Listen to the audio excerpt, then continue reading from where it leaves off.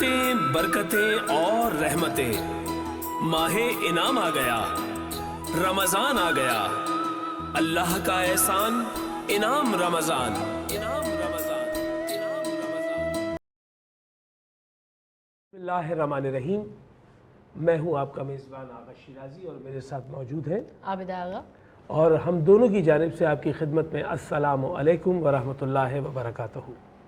ख़ातिन हज़रात, जो नाज़रीन हमें देख रहे हैं वीनस एंटरटेनमेंट की स्क्रीन से, ये इनाम रमज़ान है, खुसूसी रमज़ान की ट्रांसमिशन है जहाँ सहर व अफ्तार का एक हसीन इम्तिज़ाज है। आज हम सहर में मौजूद हैं और आपसे मुखातिब हैं। सबसे पहले अल्लाह के बुज़ुर्ग बरतर नाम से हम इस ट्रांसमिशन का आगाज़ कर रहे हैं और उसके बाद हम ख़ातमुन नबीन हुज़ूर पुरनूर हज़रत मोहम्मद मुस्तफ़ा सल्लल्लाहु अलैहि वसल्लम की शान अक़दस में दुरूद व सलाम भेजते हैं। और दुरूद इसलिए कि चाहत हमारी सवाब की है और सलाम इसलिए कि चाहत हमारी जवाब की है। और इतरत रसूल महफूज अनिल ख़ता खानवादे पर दुरूद व सलाम और जानिसार सहाबा कराम रिज़वानुल्लाह अलैहिम अजमईन की बारगाह में इंतहाई अदब से सलाम और रदी अल्लाह ताला अन्हुमा, इसलिए कि हमने कौल रसूल सल्लल्लाहु अलैहि वसल्लम को अपने पेश नज़र रखा है कि किसी एक सहाबी की मिसाल किसी एक सितारे की मानंद है, जिसकी ज़िया को अगर आपने पा लिया तो गोया आपने फ़लाह पा ली। और उसके बाद तमाम औलिया कराम, तमाम वो मशाइख़ उज़्ज़ाम और उलमाए कराम जिनसे हम फैज़ पाते हैं, रुश्द व हिदायत का हवाला पाते हैं, उनके सामने भी हम ज़ानु अदब तय करते हैं।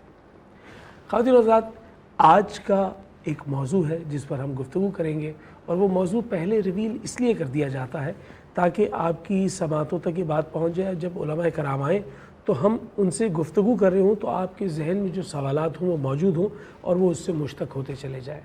आज का मौजू यहाँ नहीं वहाँ है, यानी गोया ख़वातीन का मौजू है।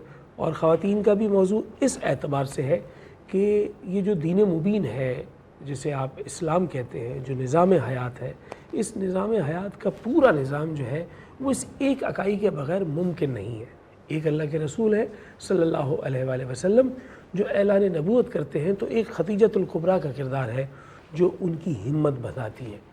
इसी अंदाज़ में एक अली इब्न अबी तालिब हैं जो मैदान कारज़ार में इस्लाम की खातिर तलवार चला रहे हैं, तो दूसरी जानिब एक सैयदा फ़ातिमा ज़हरा है जो घर में उनके खाने के वास्ते चक्की चला रही हैं। तो ये एक पूरा मरबूत निज़ाम है। मर्द व ज़न को अल्लाह ने इसी एतबार से पैदा किया है। और वो सहाबियात रदी अल्लाह ताला अन्हुमा जो एक से बढ़कर एक खिदमत इस्लाम पर माबूर रही और उनके बेतहाशा ऐसे वाक़यात हैं जो आपको सिर्फ़ आंसुओं से नहीं, खून के आंसुओं से रोने पर मजबूर कर दें अगर आप उनको अमीक गहराई और गहराई में जाकर पढ़ें।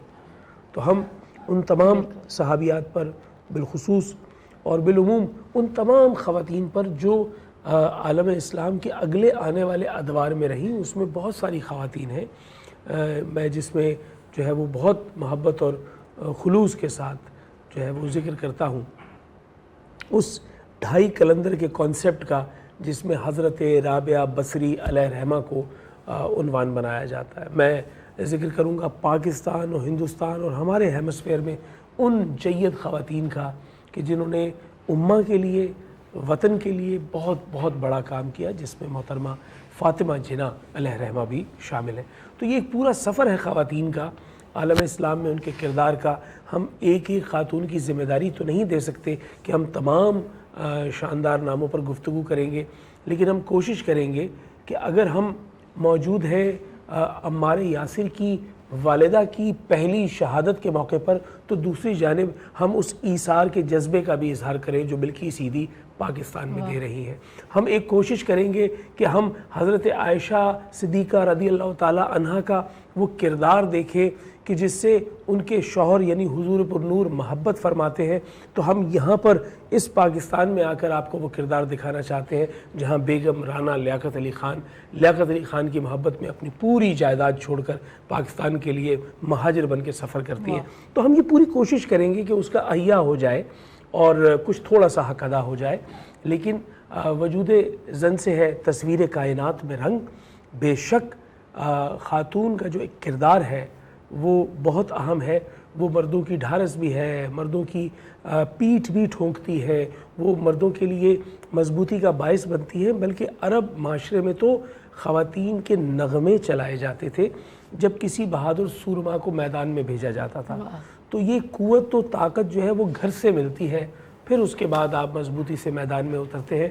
اور وہ جو ایک بہت مشہور مقولہ ہے کہ ہر کامیاب مرد کے پیچھے ایک عورت کا ہاتھ ہوتا ہے، وہ عورت دراصل ضروری نہیں ہے کہ وہ اس کی اہلیہ ہو، بسا اوقات اس کی بہن ہوتی ہے۔ جیسے آپ قائد اعظم محمد علی جناح کی مثال لے لیجئے، ان کے پیچھے ان کی بہن کا ہاتھ ہے۔ اسی طریقے سے آپ کربلا کے حسین ابن علی کو دیکھیے، جس میں زینب کا پورا کردار حسینی موجود ہے۔ یعنی کربلا 10 محرم کو ختم نہیں ہوئی، 10 محرم کی اثر کے بعد سے ایک نیا حسین نظر آیا زمانے کو، زینب کبریٰ کے انداز میں، جو علی کے لہجے میں، اپنے باپ کے لہجے میں بات کرتے ہوئے پورے سفر کو طے کرتی ہے اور شام کے بازاروں سے گزرتی ہے اور جا کر یزید کے دربار میں کھڑے ہو کر خطبہ دیتی ہے۔ تو یہ پورا کردار ہے۔ اسی طریقے سے میں سمجھتا ہوں کبھی کبھی وہ ماں ہوتی ہے، بی اماں کی طرح، جو محمد علی جوہر اور شوکت علی جیسے سپرد جو ہے وہ تحریک خلافت کو دیتی ہے۔ تو ہم چاہیں گے کہ ان تمام خواتین کو جن کو ہم گاہے گاہے ذکر کریں، ہم ٹریبیوٹ بھی دیں، خراج تحسین و عقیدت بھی پیش کریں۔ اور آج کی ٹرانسمیشن خواتین کے نام ہے اور بہت خلوص کے ساتھ ہم یہ ذکر کریں گے، اور اسلام کے دائرے میں رہتے ہوئے جن خواتین نے کارہائے نمایاں انجام دی ہیں، ہم ان کی زندگیوں کے کچھ گوشوں پر روشنی ڈالیں گے اور کوشش کریں گے کہ آپ کے لیے وہ انسپریشن بنے، اور آپ اپنے خاندان میں اور خاص طور پہ اپنی صاحبزادی میں، جس پہ آپ کا اختیار ہے، اس صاحبزادی میں کوئی ایسا کردار تلاش کرے کہ یہ اس کردار کی مانند اٹھے اور ویسا کردار بن کے معاشرے میں کھڑی ہو میں چاہتی ہوں آغا آپ اس طرح بولتے رہیں اور یوں ہی ٹرانسمیشن چلتی رہے، بہت اچھا محسوس ہو رہا ہے آج۔ اور میں چاہ رہی ہوں کہ بس اسی طرح بس بولتے رہیں نا، 2-4 منٹ اور بول لیں، کیونکہ دل سے بول رہے ہیں اور خواتین کے لیے۔ اچھا میں چاہ رہی ہوں کہ خواتین کا کردار تو آپ نے ٹاپک رکھا ہے، خواتین کے حقوق ہم کر لیتے ہیں۔ بلا شبہ ایسا ہی ہوتا ہے کہ ایک خاتون ہے، اس کا کردار ہے، تو اس کردار پر آپ کی جانب واجب الادا اس کا حق ہے۔ اصل میں فرائض بھی آ جاتے ہیں نا، میں چاہ رہی ہوں فرائض کو ہٹا دیں، آج صرف حقوق کی بات کرتے ہیں خواتین۔ ہاں، ہم ایسا بھی کر سکتے ہیں، ہر وہ شے کر سکتے ہیں جس میں آپ آمنا و صدقنا ہمارے ہمراہ ہو۔ 1 منٹ اور ذرا تعریف ہو جائے خواتین کی۔ اچھا، یہ جو تعریف ہے اصل میں یہ تعریف نہیں ہے، یہ وہ تعریف ہے جسے جو ہے وہ انٹروڈکشن کے طور پہ کہا جاتا ہے۔ جب ہم کہتے ہیں کہ مادے کی کیا تعریف ہے، جب ہم کہتے ہیں ہوا کی کیا تعریف ہے، تو وہ تعریف اس کا انٹروڈکشن ہوتا ہے۔ میں نے وہ توصیف والی تو بات ابھی شروع ہی نہیں کی، یہ تو عورت کے صرف کردار کا انٹروڈکشن ہے۔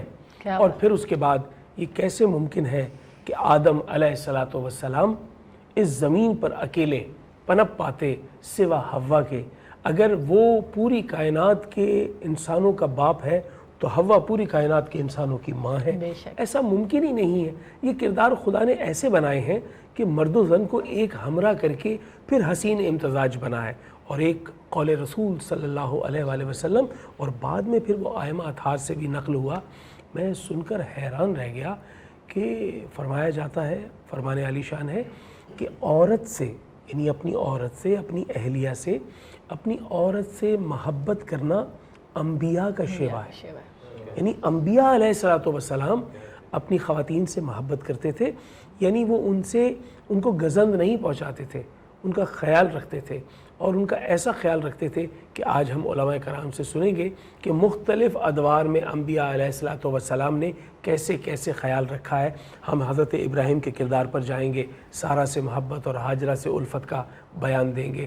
ہم انشاءاللہ کوشش کریں گے کہ حضرت ذوالقرنین نبی کا اور حضرت ہود کا واقعہ آپ تک پہنچے، کہ جس میں یہ معلوم ہو کہ وہ اپنی اہلیہ سے کتنی محبت کرتے تھے۔ اور ہم حضرت شیث علیہ السلام جو اس انبیاء کی لڑی میں دوسرے نبی ہیں اور حضرت آدم علیہ السلام کے پوتے ہیں، ان کا اپنی اہلیہ سے محبت اور الفت کا حوالہ بھی پیش کریں۔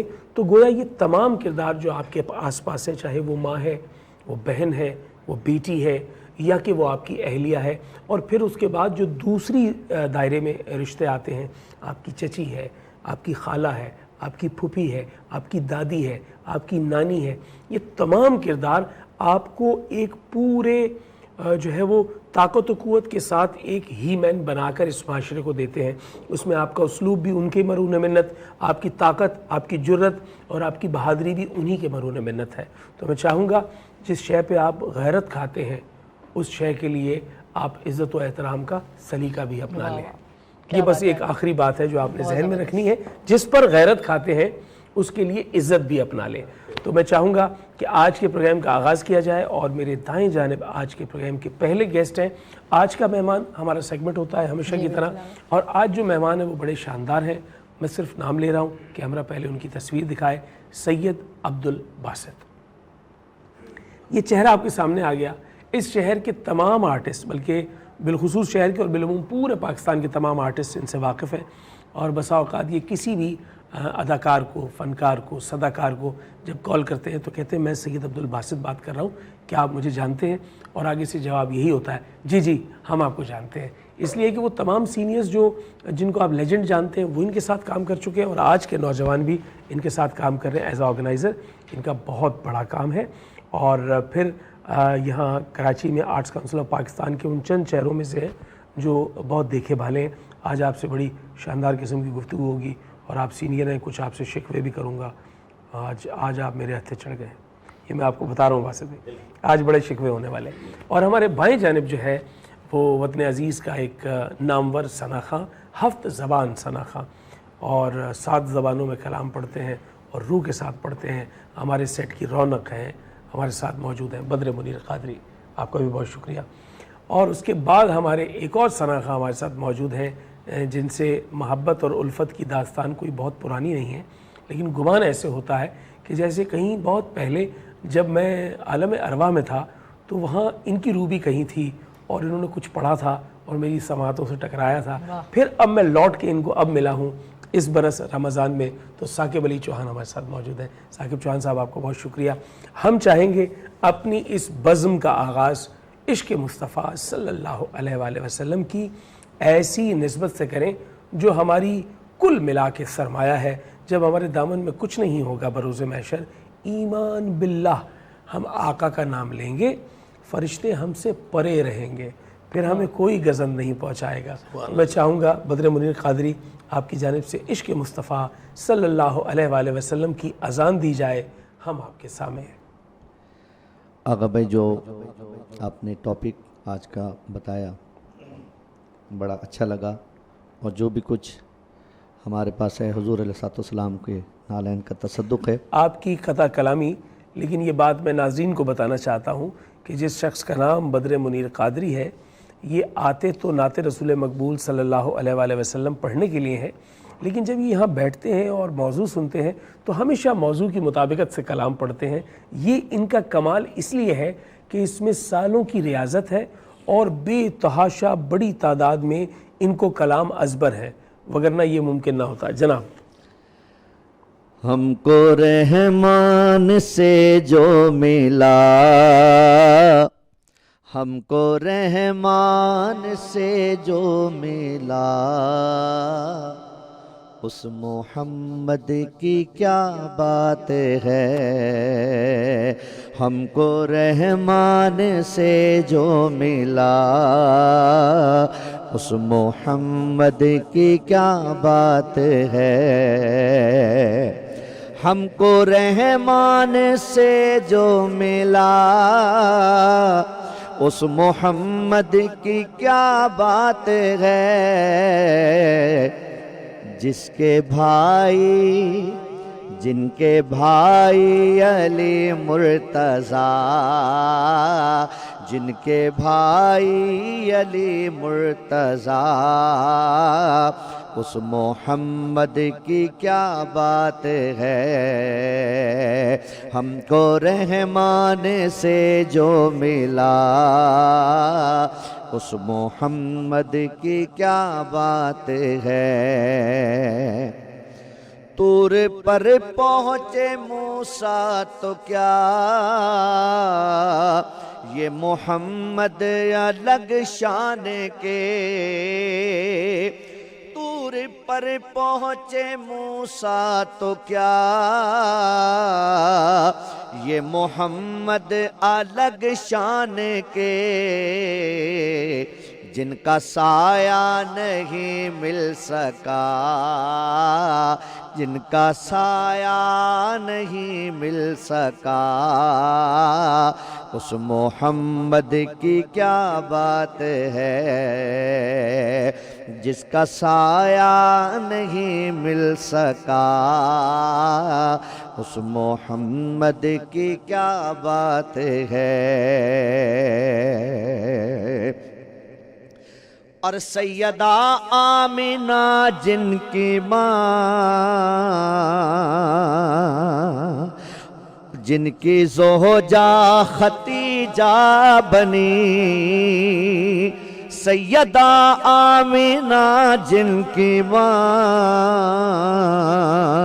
اور ختیجہ جن کی زوجہ ختیجہ بنی،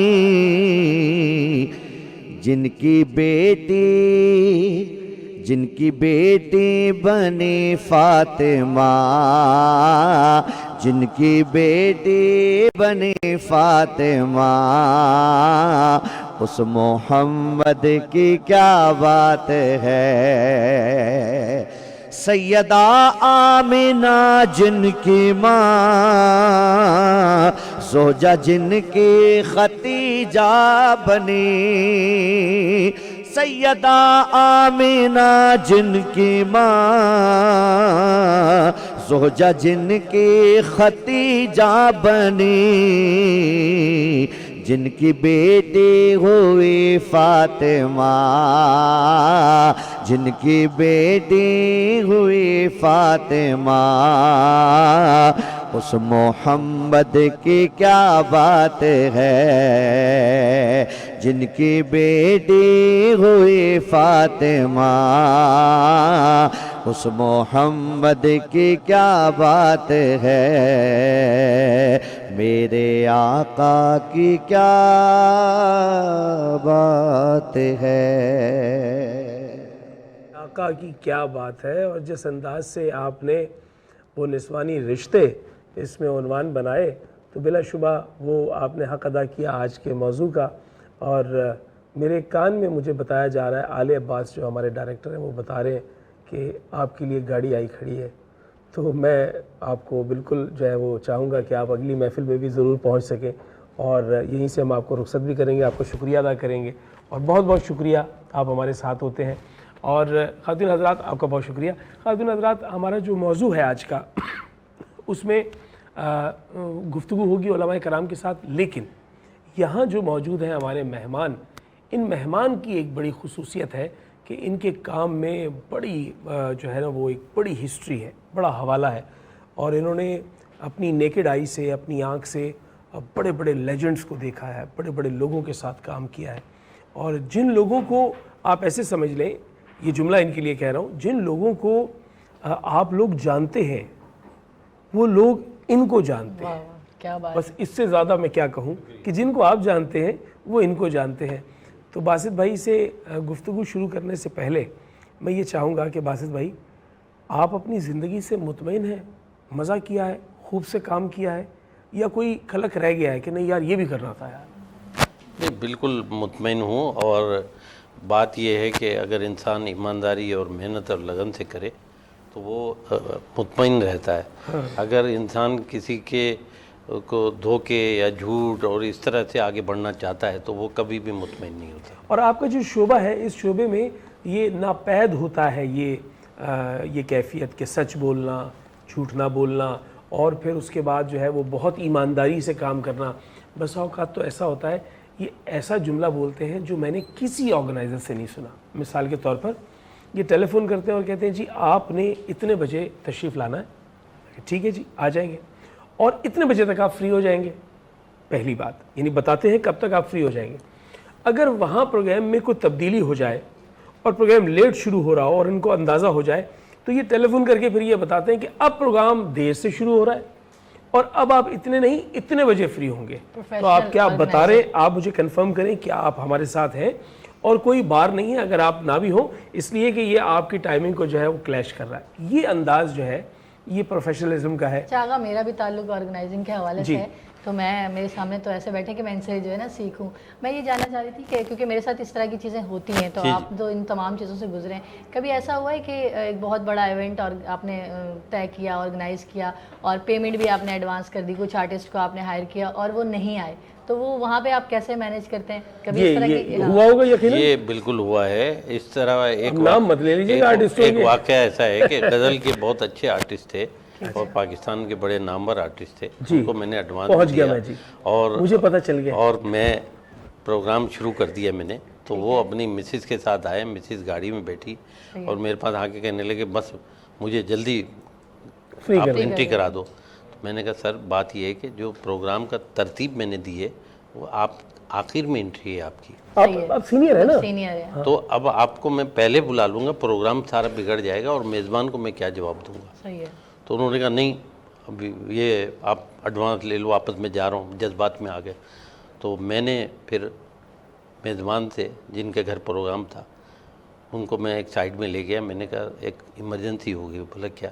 میں نے کہا کسی کے جو آرٹسٹ ہیں یہ ان کو لاسٹ انٹری ہے لیکن ان کے گھر میں کچھ ایمرجنسی ہو گئی ہے, تو ان کو جانا پڑے. تو آپ کی اجازت ہو تو میں جلدی انٹری کرا دوں, کیونکہ میں اگر ان کو مینیج کر دیتا تب بھی نقصان ہوتا آرگنائزر کا اور پروگرام پہ اثر پڑتا. میں نے ان کو ایمرجنسی کے طور پہ ایڈجسٹ کیا. یہ تو آپ کی ایڈجسٹمنٹ ہو گئی. وہ کہہ رہی ہیں آیا ہی نہیں.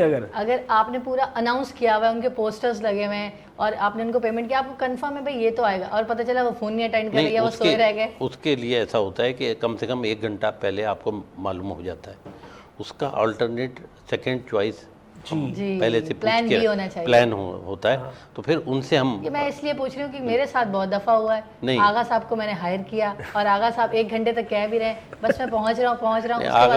آغا بھائی کے معاملات ایسے ہیں, اللہ پاک نے جس کا ہاتھ تھام لینا ہے وہ پلٹ کے دیکھتا نہیں. پھر آغا بھائی سے ایسے ہی ہے کہ اللہ پاک نے ہاتھ پکڑا ہوا ہے, اور آغا بھائی نے محنت اور لگن اور اپنی جو معلومات ہیں اور بولنے کا جو انداز ہے, یہ آغا بھائی جیسے شہر میں بہت کم 1-2 لوگ ہیں.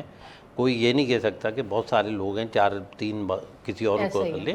تو آغا بھائی کے ساتھ, کیونکہ میں آرگنائزر ہوں, میں شروع سے لوگوں کو دیکھ رہا ہوں. میں نے شوکت رضوی بھی دیکھا کراچی میں, معین بھائی کو بھی دیکھا, عمر شریف کو بھی دیکھا, اور بہت سارے بڑے بڑے اینکر دیکھیں, فیمیل بھی دیکھا. میں نام نہیں لے رہا ہوں, لیکن بات یہ ہے کہ ہر ایک میں ایک اپنی الگ خوبی ہوتی ہے. آغا بھائی میں ایک الگ خوبی ہے. میں دوستی کی وجہ سے نہیں کہہ رہا ہوں, حقیقت بات جو ہے جو مارکیٹ میں جو ہے. تو آغا بھائی انگلش میں بھی اتنی خوبصورت کمپیئرنگ کرتے ہیں, اردو میں بھی اتنی کرتے ہیں. پھر آغا بھائی کو جس شخصیت کو بلا رہے ہیں اس کے بارے میں پورا معلومات ہے. جس شخصیت کو آپ بلا رہے ہیں آپ کے پاس معلومات نہ ہو تو اس شخصیت کو اس انداز میں آپ نہیں بلا سکتے جس کا وہ حقدار ہے. تو یہ پورا حق نبھاتے. تو یہ ٹیلنٹ بہت کم لوگوں میں ہوتا ہے. یہ آپ کی جتنی تعریف ہے نا, اس کے باوجود بھی میں آپ کو چھوڑوں گا نہیں, میں نے شکوے پورے کر رہے ہیں, آئیے مت سمجھیے گا. نہیں یہ تعریف یہ وہ کر رہے ہیں بھائی, یہ وہ اپنا جو ہے نا وہ بیس بنا رہے ہیں کہ یار اس سے آگے یہ آئے نہیں. میں تو آؤں گا, میرے پاس بڑے شکایتیں ہیں آپ سے, میں تو ساری آج آنے. اچھا, ہر جو آرٹسٹ ہوتا ہے آرگنائزر کے ساتھ ان کی شکایتیں بنتی ہیں, حالانکہ خود انہوں نے بڑے دکھ پہنچائے ہوتے ہیں آرگنائزر کو. نہیں, میرے ساتھ بڑا اللہ کا یہ کرم ہے کہ میں نے جب آرٹسٹ کو ایڈوانس کی بات کی, انہوں نے کہا باسط بھائی آپ کہ جب فون آ گیا تو ہمیں ایڈوانس مل گیا. واہ واہ, وہ آپ کا ٹرسٹ, یہ میرا بڑی اللہ نے عزت دی ہے.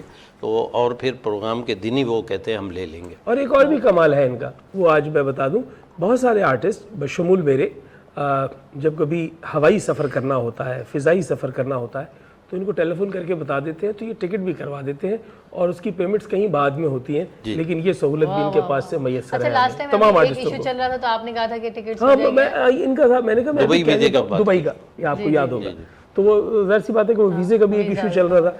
تو میں نے انہیں سے کہا, انہوں نے کہا بس میں انتظار کر رہا ہوں, جیسی مجھے اشارہ ملے میں فوری طور پہ کروا کر. جی بالکل. اچھا مجھے یہ بتائیں کہ کچھ آرٹسٹ آپ نے بالکل انیشیل طور پہ ان کو رکھا اور بڑا فیور کر کے ان کو آگے لائے, اسٹیج پہ کھڑا کیا, لوگوں کو متعارف کروایا بھئی یہ بھی ایک بندہ, اس کے بعد ان کی قسمت کھل گئی, وہ ایک بڑا جانا پہچانا نام بن گیا, اب لوگ بھئی ان کے پیچھے بھاگ رہے ہیں, فینز ہیں ان کے, تو وہ پھر آپ کو یاد رکھتے ہیں یا ان کے مزاج میں تبدیلی آتی ہے؟ دیکھیں یہ اصل میں یہ کتنا اچھا سوال ہے, فیلڈ ہے یہ پاکستان کا المیہ ہے. یہ اور ملکوں میں اتنا نہیں ہے, لیکن پاکستان کا المیہ ہے کہ وہ یاد نہیں رکھتے ہیں.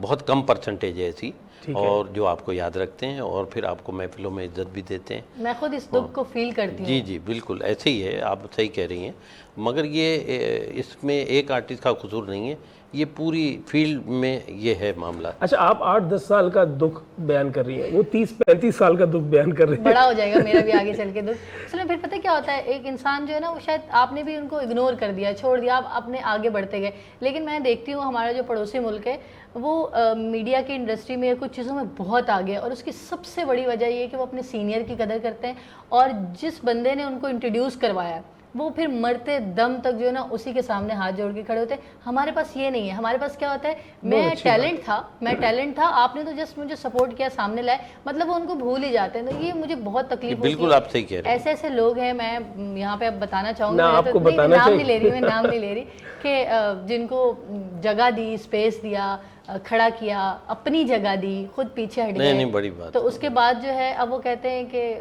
یہ تو ہمارا رائٹ تھا, ہاں یہ تو ہمارا حق بنتا تھا, یہ تو ہم اتنے ٹیلنٹڈ تھے, ہم نے تو آگے جانا تھا. اس کی ایک آسان میں بات آپ کو بتا دوں کہ آپ ترقی کرتی رہیں گی, وہ ایک جگہ تھمے رہیں گے, رکے رہیں گے. اللہ تعالیٰ جس کو کچھ نوازتا ہے وہ چاہتا ہے وہ بھی کچھ کریں دوسروں کے لیے. واہ, یہ یعنی اللہ اپنی صفت دے رہا ہے کہ جیسے میں بانٹتا ہوں تو بھی بانٹ بھائی. واہ. لیکن ہم انسان, ایک دکھ ہوتا ہے اصل میں, وہ بندہ پھر آپ کے ساتھ ہی مقابلے میں آ جائے تو نہیں, وہ پھر دیکھیں وہ زیادہ عرصہ نہیں رہتا. یہ ہمیشہ گراں میں مان لیں, جو جینین محنتی جس نے آگے دوسرے کو بڑھایا, جو شاگرد ہے یا نیا ہے اس کو پروموٹ کیا, تو وہ جو ہے نا وہ خیال رکھیں آپ کی ترقی کہیں رکے گی نہیں, آپ کا کہیں کام نہیں رکے گا, اللہ آپ کو اتنا نوازے گا, اور وہ جو ہے وہیں. اب یہ جو بات بتا رہے ہیں اس کے اندر توکل بھی شامل ہے, اور پلس اس کے اندر ایک تجربہ بھی شامل ہے. میں ایسے درجنوں لوگوں کو جانتا ہوں جو ان کے ہمراہ اسسٹنٹ کے طور پر رہے, اور پھر اس کے بعد وہ ایز اے آرگنائزر سامنے آ کے کھڑے ہو گئے, اور بہت سارے وہ شوز کر رہے تھے. تو یہ ان کا تدبر اور ان کا بڑا پن ہے کہ یہ کہہ رہے ہیں کہ باوجود اس کے خدا نے مجھے تو بڑا ہی رکھا ہوا ہے کہ میں تو بڑا ہوں. یہ بہت اچھی بات ہوتی ہے, اور یہ اس میں قناعت بھی شامل ہے اس جملے کے اندر, اور ساتھ ہی ساتھ اس کے اندر ایک اطمینان شامل ہے کہ جو آپ کا ہے وہ کوئی آپ سے چھین نہیں سکتا. اور آپ کی ایمانداری اور کمٹمنٹ بڑی اہم ہے اس فیلڈ میں. جی, وہ آپ کی شناخت بنے گی نا. تو اب جو ہے وہ وقت ہوا چاہتا ہے خواتین حضرات شکوے کا, اور شکوہ ہے بڑا شدید قسم کا, کہ آج سے کچھ عرصہ پہلے جب یہ مجھے نہیں جانتے تھے اور میں انہیں جانتا تھا کہ بہت بڑے آرگنائزر ہیں, تو آج سے تقریباً 20 برس قبل مجھے معلوم ہوا کہ ان کا ایک شو ہے, اور بہت بڑا شو ہے, اس میں بڑے بڑے آرٹسٹ آ رہے ہیں.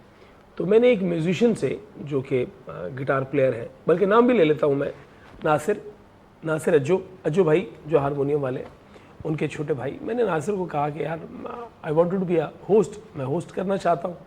اور خوب میں نے جو ہے وہ جیکٹے ویکٹے کوٹ ووٹ لیے ہوئے تھے. پہلے کی بات ہے, 20 برس پہلے کی بات ہے, 20-21 سال پہلے. بہت چھوٹے ہوں گے پھر تو آپ, 4-5 سال کے. میں تو بڑا ہی تھا, آپ چھوٹی تھی. آپ جو کہنا چاہ رہی ہیں نا, آپ 3 کلاس میں تھی, آپ صحیح ہے. تو اس میں یہ ہوا کہ میں ان کے ساتھ چلا گیا. اچھا, ہمارے ہاں فیلڈ میں ایک لفظ استعمال کیا جاتا ہے لادی, یعنی جس کا کوئی ایکچوئل کام نہیں ہے لیکن وہ ساتھ جا رہا ہے. تو میں ان کے ساتھ چل کر گیا, اور وہ ایک دیو ہیکل محل نما گھر تھا جس کا بہت بڑا لان تھا, اور اس کے اندر ایک کمرے میں تمام آرٹسٹ بیٹھے ہوئے تھے. اور وہ آرٹسٹ بھی مجھے یاد ہے, مرحوم ظفر رامے, کیا بات ہے, اور آپ کی بھی بڑی ملاقاتیں, بہت اچھے آرٹسٹ دوست ہمارے. ظفر رامے وہاں موجود تھے, سائمہ جہاں وہاں موجود تھی, اور ایک بہت معروف سنگر ہیں غزل کے, نو ڈاؤٹ اباؤٹ اٹ, کہ محمد علی صاحب, وہ بھی وہاں موجود تھے. تو یہ تھا وہ محفل, اور یہ وہاں موجود تھے. وہاں کچھ ڈپلومیٹس بھی آئے ہوئے تھے. تو جس کے ساتھ میں گیا تھا وہ میری سفارش تھی. تو پتہ یہ چلا کہ وہ بھی ان کو آواز دیتے تھے تو یہ سیدھا گزر جاتے تھے, یعنی وہ بھی میری صحیح معنوں میں سفارش نہیں کر پائے. اور میں بھی اچک کے ان کے سامنے آتا رہا کہ یہ مجھے دیکھ لے, میرا کوٹ دیکھ لے, اور شاید مجھے چھوٹا سا موقع دے دے, ایک انٹری کروا دے. لیکن انہوں نے میری طرف بالکل اس میں بھی یہی بڑے ہو گئے, آپ کا شکوہ ویسے رہ گیا. یہ ریفرنس پہ نہیں چلتے کہ کوئی بندہ کسی کو لے, اصل بات یہ ہے کہ بات ہی نہیں پہنچ پائی. نہیں, اب آغا کا کہنا بالکل صحیح ہے. جب کوئی پروگرام آپ بھی کرتی ہیں, جب ڈیوریشن ہوتا ہے, اور خاص طور پہ جو اینڈ کے مراحل میں ہوتا ہے, اس وقت آرگنائزر کو یہ فکر ہوتی ہے کہ کامیابی سے اینڈ کی طرف کلوزنگ ہو جائے. اس وقت دھیان جب ऑर्गेनाइजर का अच्छा, उधर इनको तो होता ये है। याद भी नहीं था कथा कलामी, देखिए ये वाकया इनको याद भी नहीं था, लेकिन याद मैं- मैंने अच्छा, इस करवाया। तरह मेरे साथ भी बहुत होता है, और फिर मैं बाद में इसका आसान हल है उस वक्त जाने दे, जो हो रहा है, जो नाराज हो रहा है, जो बाद में आराम से बैठे एक कॉल करें और कहें अच्छा आप थे, नहीं मुझे नहीं मैं तो बहुत हो बिजी था। हो सकता है जी हाँ। आगा की बात दुरुस्त लेकिन हो। मेरे जहन में ये था कि वन ऑफ द यानी सीनियर ऑर्गेनाइजर्स, उनमें इनका नाम था, तो मेरा जी चाहता था कि मैं इनके साथ काम करूं। क्या बात। जैसे मेरे उसके जहन बाद में तो था, बहुत किया जी होगा। जी मैं उसके साथ बाद में तो बहुत किया।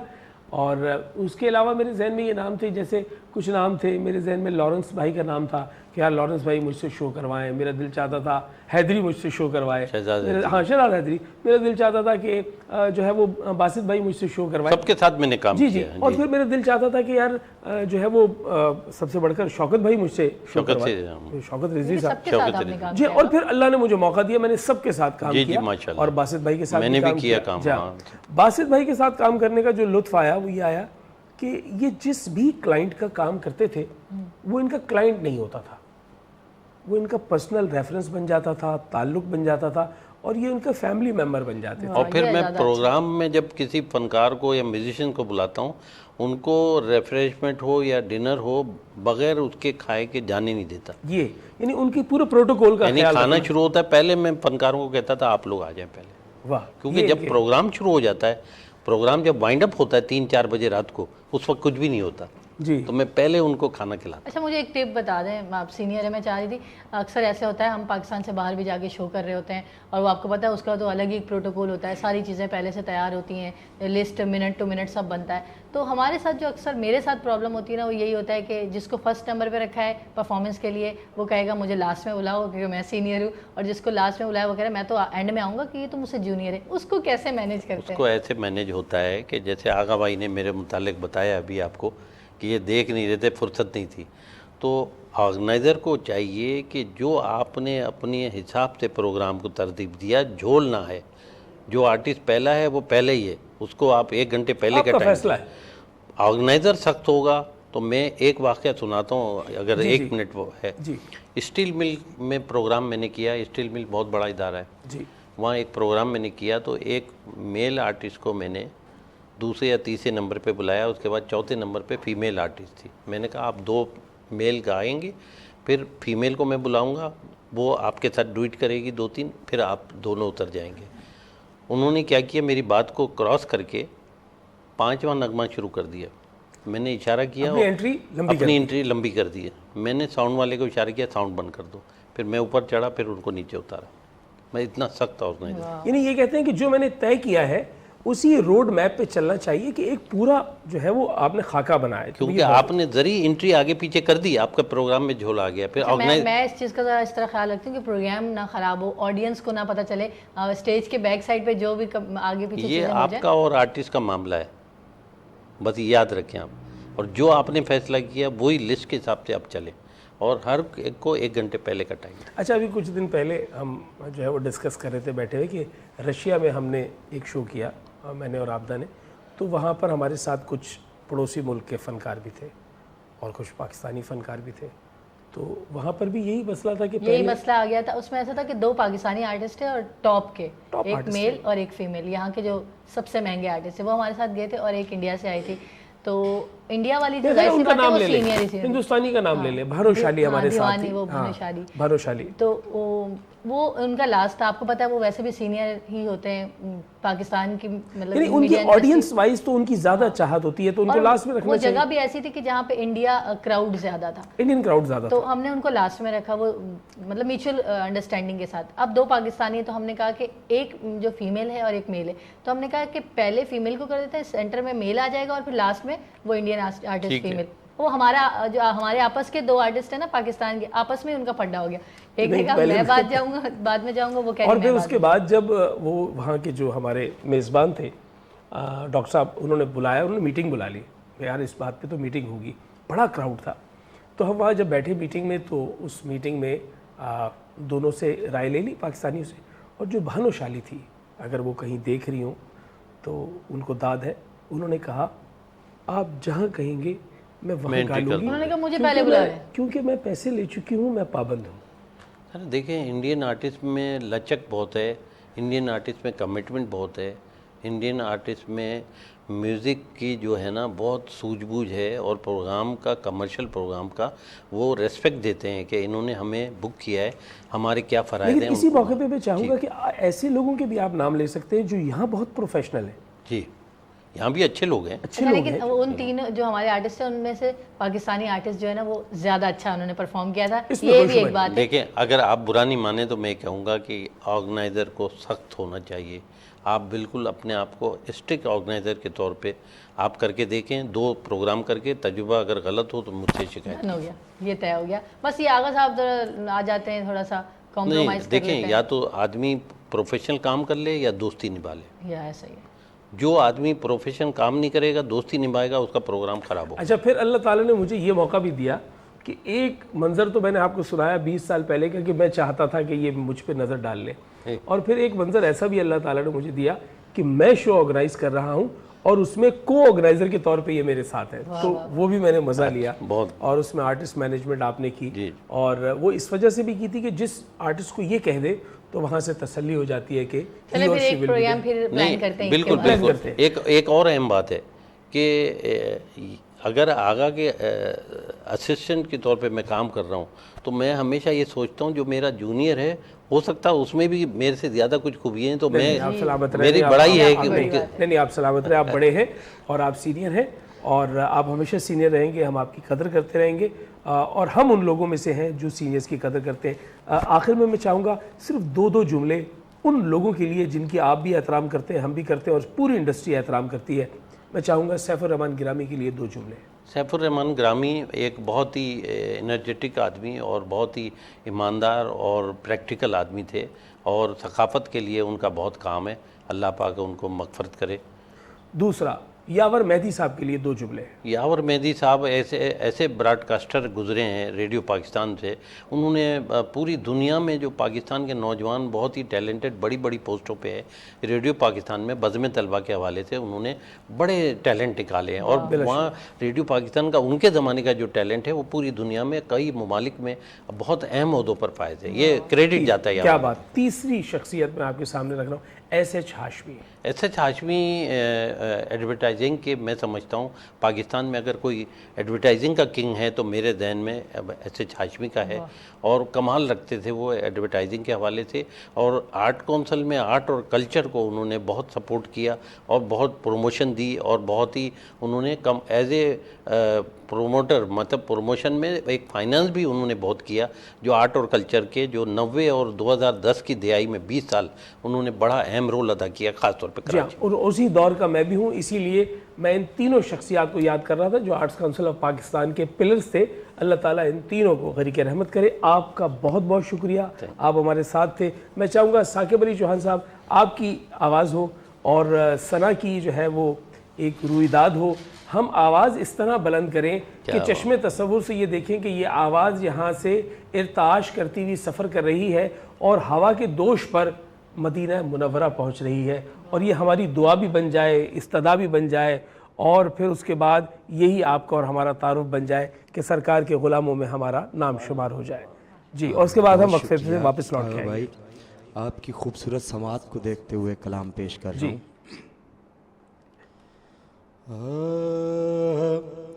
جتنا دیا سرکار نے مجھ کو اتنی میری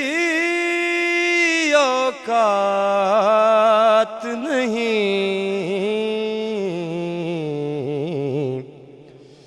یہ تو کرم ہے ان کا ورنہ مجھ میں تو ایسی بات نہیں.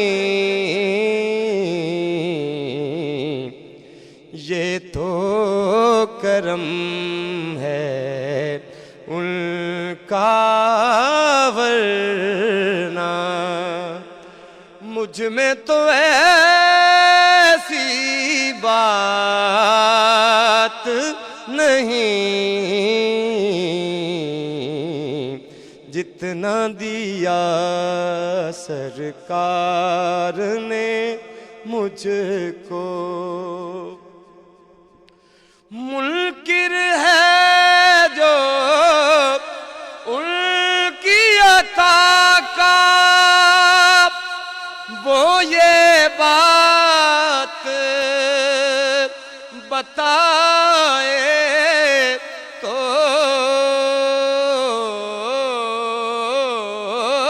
मुनकिर है जो उनकी अता का, वो ये बात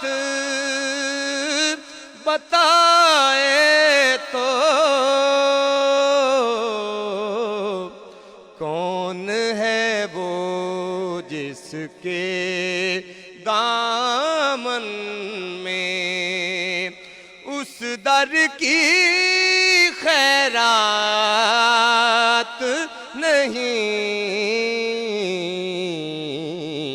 कौन है वो जिसके दामन में।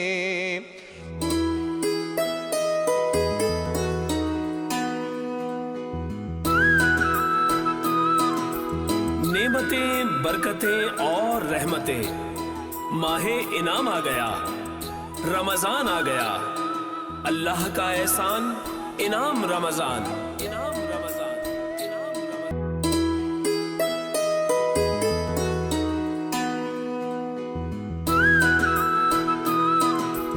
नेमतें, बरकतें और रहमतें, माहे इनाम आ गया, रमजान आ गया, अल्लाह का एहसान इनाम रमजान, इनाम रमजान, इनाम रमजान। जी नाज़रीन मोहतरम, एक मरतबा फिर आपकी खिदमत में हाजिर, मैं आपका मेज़बान आगा शिराज़ी और मेरे साथ मौजूद है आबिद आगा। और हम दोनों इस ब्रेक में भी ये तय कर रहे थे कि पहले कौन सा सेगमेंट है और उसके बाद कौन सा सेगमेंट है। और फिर हमें एहसास ये रहता है कि जो हमारे मुक़र्रिरीन हैं वो न सिर्फ़ कराची से उनका ताल्लुक़ है, पाकिस्तान के मुख्तलिफ़ अज़ला से वो आते हैं, तो हम प्रायोरिटी बेसिस पे कोशिश करते हैं कि उनको हम पहले बुला लें और फिर उसके बाद हम अगले मराहिल में जाएं। आज की ट्रांसमिशन में इस तकरीरी मंजरनामे की ये जो मुकाबला है, इसके फ़ौरन बाद एक बहुत खूबसूरत सेगमेंट है जो आप सुनेंगे साकिब अली चौहान साहब के हमरा, और आपको उसका लुत्फ़ आ जाएगा। और दावा ये है कि कोई आपको याद भी आ जाएगा। आज का दिन याद करें और गौर करें कि आज के दिन चंद बरस पहले ऐसा क्या हुआ था जो अभी तक हम भूल नहीं पाए। तो ये मैंने आपको सिर्फ एक हिंट दिया है 16 रमज़ान के हवाले से। और आज जो है वो तकरीरी मुकाबले के लिए ओवर टू आबिद आगा। जी आगा, बहुत शुक्रिया। और आज का हमारा जो है वो मौजू है वो फसले गुल जिसे अंदेशा ज़वाल ना हो। क्या बात है, ठीक है।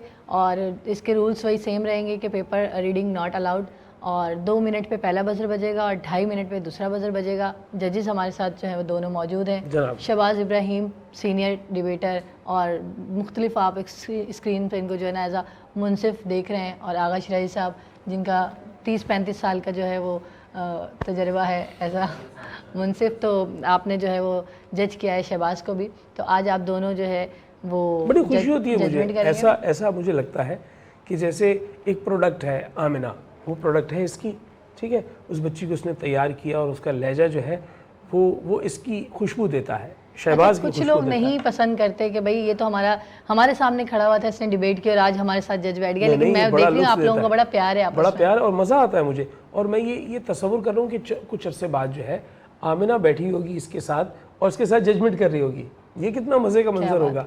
तो ये जो अगली नस्लों में जो है वो पहुँचती है बात, दरअसल वो आपकी ब्रांच बन रही होती है। दुनिया का कोई बैंक अपना हेड ऑफिस खोलने के बाद अगर ब्रांचेस ना बनाए, बहुत शानदार इमारत बना दे हेड ऑफिस की और ब्रांचेस ना हो उसकी, तो शायद उसका जो है वो नज़्म व नस्क नहीं चलेगा, कारोबार भी नहीं चलेगा। इसी तरीके से जो इल्म है उसका अगर आप अपने आप को मम्मा तस्वुर करेंगे तो फिर आपको ब्रांचेस बनानी पड़ेंगी, वो ब्रांचेस फैले, फिर वो शजर बने, फिर उन सायादार शजर के नीचे फिर नई कोपले फूटे और एक पूरा दायरा बनता चला जाए। हम भी किसी के सामने ज़ानू अदब तय करते थे, हमारे भी सीनियर्स हैं, हम उन्हें कभी नहीं भूलते। अंजुम रिजवी साहब, वली रिजवी साहब, और अभी हम ब्रेक में उनका जिक्र कर रहे थे, खुदा ताला दोनों को गरीक रहमत करे। दोस्त मोहम्मद फैज़ी साहब, क्या बात है, शानदार। اور ہم کوشش کریں گے کہ اپنے اس ڈبیٹ سرکل کے کچھ لوگوں کو یاد بھی کرتے جی ہیں. بالکل. تو جی مقابلے کی طرف آتے ہیں. جی مقابلے کی طرف آتے ہیں اور ٹاپک میں نے بتا دیا ہے. تو آپ کے پاس جو بزر بجے گا یا پھر سائڈ پہ بجے گا یا پھر آپ کے پاس ٹائم آ جائے گا. جی ٹھیک ہے. یہ کچھ ہمارے کانوں میں جو انہوں نے آلے لگائے ہیں جی اور آلے نہیں لگائے ہیں, ہمارے کان میں جو آلے لگے ہوئے ہیں وہ آلے نے لگائے ہیں اور اس آلے کا نام آلے عباس ہے, تو وہ ہمیں بتا دیں گے. تو پہلی پارٹیسپینٹ کو میں بلانا چاہوں گی آپ لوگوں کی اجازت سے, سیدہ مریم بخاری, تبانیس اسکول آف اکاؤنٹنسی, اور آپ کا ٹاپک ہے وہ فصل گل جسے اندیشہ زوال نہ ہو. سیدہ مریم بخاری, جی بسم اللہ. پاکستان سے ہمارا رشتہ خون کا بھی ہے, جنون کا بھی ہے اور سکون کا بھی ہے.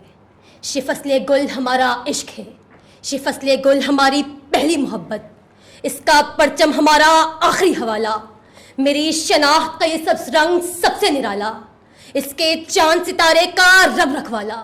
یہ مملکت خداداد محض زمین کا ایک ٹکڑا نہیں بلکہ دین اسلام کا وہ ناقابل تسخیر قلعہ ہے, جس کی بنیاد لا الہ الا اللہ, جس کی دہلیز یقین محکم کا مینارہ, دیوار اتحاد کا گہوارہ, منزل تنظیم کا استعارہ, جس کی ایک ایک سیڑھی پر خون مسلم سے رقم داستانے ہیں, فلسفہ خودی جس کی بنیادیں ہیں, ستون عزم علی شان کے پیمانے ہیں, جس پر رب ذوالجلال کی رحمت کے سائے ہیں, چار سو پائندہ تابندہ باد کی صدائیں ہیں. جناب صدر, ہم اس قلعے کے وہ محافظ ہیں کہ جن کی ماؤں نے اپنے لال صدقے میں اس پر وارے ہیں. اس تیز کی ہریالی کے پیچھے ہمارے لہو کی لالی ہے. ہم نے اس ارض پاک کو عزم عالیشان بنانے کے لیے اپنے لہو کے دیپ جلائے, اور ایسے دیپ جلائے کہ جس کے گرد 400 خوشیوں کے سویرے طواف کرتے ہیں. کہ یہ وطن ہماری پہلی محبت, یہ ہمارا آخری حوالہ. جناب صدر, یہ وہ فصل گل ہے جسے اندیشہ زوال نہیں. یہ اقبال کا وہ عزم ہے جسے عظیم قائد نے پروان چڑھایا, ڈاکٹر عبدالقدیر نے مستحکم بنایا, اور اس ارض پاک کی مٹی سے ایسے سپوت جنے جو آزادی کا جناح بنے, بیداری کا اقبال بنے, انسانیت کا بشیر بنے, دفاع وطن میں امام عالم بنے, وفائے وطن میں راشد مہناز بنے, لڑکپن میں عرفات کریم بنے, جوانی میں اعتزاز حسن بنے, ہاتھ کٹے تو عبدالسلام بنے, پاؤں کٹے تو جمشید انور بنے, زبان کٹی تو مقبول حسین بنے, بنائی اجری تو عزیزہ سعید بنے, 29 گولڈ میڈل لے کر ڈاکٹر ولید بنے, اور یہ ثابت کیا کہ یہ فصل گل جو قائد قرض پاکستان ہے, یہ عزم عالی شان ہے, اس پر جان بھی قربان ہے, اس پر جان بھی قربان ہے. کہ وطن مجھ سے لے لے تو جو لینا چاہے, یہ تیشا یہ بازو تو جو لینا چاہے, یہ سر ہے یہ دھڑ ہے تو جو لینا چاہے, فقط اس کے بدلے میں خود کو بچا لے. وطن اپنے باہر فصیلیں بنا لے, ان فصیلوں کی بنیاد مجھ پہ اٹھا لے, کہ میں تجھ کو بچاتے ہوئے جان دے دوں, میں تجھ کو سجاتے ہوئے جان دے دوں. شکریہ. شکریہ جی. اور اگلے پارٹیسپینٹ ہیں ہمارے ساتھ ذوالقرنین عباسی, جامعۃ السعید, اور آپ کا مجھے بھی بتا دیجیے گا ایک ٹاپک دفعہ سیم. پھر. 2:15 ٹھیک ہے جی, آئیے جی. جی بسم اللہ. خون دل دے کر فصل گل بونے والے سرفروشوں کو تاریخ کبھی فراموش نہیں کرتی. صدر علی وقار, چمن میں خوشبوئیں انہی جانثاروں کے دم سے بکھرتی ہیں جو اپنے عزم و جنوں سے وطن پر آئی بلاؤں کو ٹالتے ہیں, اور اپنے لہو سے فضا کو کچھ ایسے معطر کرتے ہیں کہ گل و لالہ بھی رش کرنے لگے. کہ 1965 میں دشمن کے ناپاک عزائم کو خاک میں ملانا ہو, یا پھر ایم عالم کا 1 منٹ میں 5 بھارتی طیاروں کو زمین بوز کر کے ورلڈ ریکارڈ بنانا ہو, یا پھر ونگ کمانڈر نعمان علی کا ابھی نندن کے لیے چائے کا اہتمام کرنا ہو, یہ تمام ہی وہ کردار ہے کہ جو فصل گل پر امڑتی خزاں کو یہ بات باور کراتے ہیں, اور کچھ یوں صدا دیتے ہیں کہ خدا کرے کہ میری عرض پاک پر اترے وہ فصل گل کہ جسے اندیشہ زوال نہ ہو. خدا کرے کہ میرے ایک بھی ہم وطن کے لیے حیات جرم نہ ہو, زندگی وبال نہ ہو. حیات جرم نہ ہو, زندگی وبال نہ ہو. بہار کی ہر رت خزاں میں سوکھی ہوئی شاخوں پر لہو چھڑکنے کا شاخسانہ ہوا کرتی ہے صدر علی وقار. وہی لوگ فصل گل کو اندیشہ زوال ہونے سے بچاتے ہیں کہ جو اپنے عزم و یقین سے ناکامیوں کے اندھیروں میں بھی کامیابیوں کا دیپ جلانے کا ہنر جانتے ہوں. سو دیکھیے کہ کہیں ایدھی اور فکسڈ جیسے ادارے دکھی انسانیت کی خدمت کر کے فصل گل کو اندیشہ زوال ہونے سے بچاتے ہیں، تو کہیں عالمی مقابلہ قرات میں قاری عبد الرشید پہلی پوزیشن حاصل کر کے سبز ہلالی پرچم اڑتے ہوئے اس وطن کی فضاؤں کو فخر کا احساس دلاتا ہے. کہیں ارشد ندیم اولمپکس میں گولڈ میڈل حاصل کر کے اس وطن کی فصل گل کو اندیشہ زوال ہونے سے بچاتے ہیں. تو جی ہاں جناب والا، یہ وہ تمام کردار ہیں کہ جو اسی بات کا عملی مظہر ہے کہ ثبوت دیں گے وفا کا یوں اشتباہ غلط، ملا کے خاک میں رکھ دیں گے ہر سپاہ غلط. برب کعبہ وہ آنکھیں نکال چھوڑیں گے، اٹھی جو ملک کی جانب کوئی نکاح غلط، اٹھی جو ملک کی جانب کوئی نکاح غلط. آپ سب کی سماعتوں کا بہت شکریہ. بہت شکریہ جی. اور دونوں ججز کے پاس جو ہے وہ پارٹیسپینٹ کے ٹائم آ گیا ہوگا. ٹھیک ہے، ٹائم آپ لوگ. اچھا، ریزلٹ جیسے جیسے 2:25 جیسے جیسے جو ہے وہ سیگمنٹ جو ہے وہ اینڈ ہو رہا ہے، کیونکہ 19 رمضان کو ہمارا کوارٹر فائنل ہے، تو ویسے مقابلہ سخت ہوتا جا رہا ہے. یعنی 19 رمضان سے پہلے 18 رمضان تک جو ہے وہ ہم اپنے پہلے مرحلے کو طے کریں گے. ایسا ہی ہے شہباز؟ اور 19 رمضان سے ہم جو ہے وہ اپنے کوارٹر فائنلز میں داخل ہوں گے، اور پھر بتدریج ہم آگے بڑھتے ہوئے سیمی فائنل اور پھر فائنل میں جائیں گے. اور فائنل ہمارا جو ہے وہ موسٹ پرابلی 27 کو ہوگا. 27 یعنی رمضان 27 رمضان کو جو ہے وہ ہمارا فائنل ہو جائے گا. اور کرٹیک کی طرف آ جائیں جی. جی شہباز جی. آج تو بہت اچھی تقاریر دیکھنے کو ملی ہیں، سننے کو ملی ہیں، تو آج اتنی زیادہ غلطیاں دیکھنے کو نہیں ملی. بس میں یہ کہنا چاہوں گا کہ جو ہماری پہلی مقررہ ہیں، آپ تھوڑی سی اپنی اسپیڈ پر یعنی کہ کنٹرول کریں. یعنی کچھ ورڈز اس طرح ہو رہا ہے، لفظ جو سننے میں پورے نہیں آ رہے. جیسے کہ آخر میں آپ شعر پڑھ رہی تھیں تو اس میں بھی ایسا لگ رہا تھا کہ کچھ ورڈ بیچ میں مس ہو رہے ہیں، تو وہ اسپیڈ کی وجہ سے ہوتے ہیں، تو ان کو ہم نے صحیح طرح سے ادا کرنا ہے. باقی جو ہمارے دوسرے مقرر ہیں ان کو یہ کہنا چاہوں گا کہ ظاہر ہے یہ اوپن ٹاپک ہے، لیکن تقریری مقابلہ چل رہا ہے، تو اس میں آپ کوشش کریں منظر کے دوران آپ ٹھیک ہے آپ ٹھہراؤ بہت زیادہ ہے، اچھی بات ہے، لیکن آپ فیکٹس میں بھی اتنا ٹھہراؤ رکھیں گے تو آپ کے یعنی کہ مواد زیادہ یوٹیلائز نہیں کر پائیں گے 2.5 منٹ کی تقریر میں. تو کوشش کریں کہ آپ فیکٹس کو ایک روانی کے ساتھ لائیں تاکہ بہت سارا کانٹینٹ اس میں ایڈجسٹ ہو پائے. جی. دونوں کے آپ نے کرٹیکس دیکھ دیا. آغا جی میں بس یہ کہوں گا کہ آج کی تقریر پر جو مقابلہ ہے اس پر آپ دونوں کو مشترکہ داد. مجھے لطف آیا، اور اس پہ نہ صرف یہ کہ وہ آڈیشنز جو لیے گئے ہیں، جو سلیکشنز کی گئی ہیں، اس پر اس سارے پروسیس میں جو لوگ ہیں ان سب کو بھی بہت ساری داد، دانیال گھانچی کو، حشام کو، کاشف کو، اور پھر ہمارے دوست کو جو ہمارے ساتھ موجود ہے شہباز ابراہیم کو، طلحہ کو. اس لیے کہ ایسا ٹیلنٹ نکل کر آئے تو مجھ منصف کو یہ مسئلہ درپیش ہوتا ہے کہ کسے آگے بھیجیں، کسے روکیں، اور پھر کیا فیصلہ کریں. اچھا، میں کچھ کہنا چاہوں گی. ویسے تو میرا ڈیبیٹ سے بہت پہلے تعلق تھا جب میں اسٹوڈنٹ لائف میں تقریریں وغیرہ کرتی تھی. اچھا، میں یہ چاہ رہی ہوں کہ آپ لوگ بس پوائنٹس نمبرز بتا دیں دونوں کے کتنا فرق ہے، اور ایسا کر لیں کہ دونوں کو ہی ہم نیکسٹ راؤنڈ میں بھیجیں. جی میری بھی آج یہی گزارش ہوگی. بلا شبہ یہ اس طرح کی بھی بات سوچی جا سکتی ہے، لیکن ہم اپنے نمبرز کو بھی دیکھ رہے ہیں کہ ہمارے پاس کتنے اسٹوڈنٹس آ گئے ہیں. وہ بھی ایک پوری میتھس ہے، تو اس کو بھی میتھمیٹکس کو بھی وہاں پر دیکھا جا رہا ہے. عالیہ عباس دیکھ رہے ہیں، اور وہ دیکھ رہے ہیں کہ ہمارے پاس کتنے نوجوان آ چکے ہیں. لیکن کرٹیک میں ایک لفظ میں نے سنا جس کی صوت درست نہیں تھی آپ کی جانب سے مریم، تو پھر اگلے ہی پیرا میں آپ نے اس لفظ کو ٹھیک بول دیا، تو میں نے پھر اس لفظ کو قبول کر لیا کہ آپ سے کہیں جو ہے وہ غلطی سے بولا گیا ہے. لفظ ہے قلعہ، اور اسے قلعہ کہا جاتا ہے. یہ غلط العام ہے، لفظ ہے قلعہ، اس پہ زبر ہے. پھر اس کے بعد یہ اسی طرح ہے جیسے یہاں کہا جاتا ہے محل وقوع، وہ محل وقوع ہے، اس پہ بھی زبر ہے، اس پہ بھی زبر ہے. یہ ہمارے ہاں غلطی ہوتی ہے تو میں نے درست کر دیا. پھر اس کے بعد آپ نے کہا سویرے طواف کرتے ہیں. میں نے اسے جو ہے وہ تصور کیا کہ سویرے کیسے طواف کریں گے.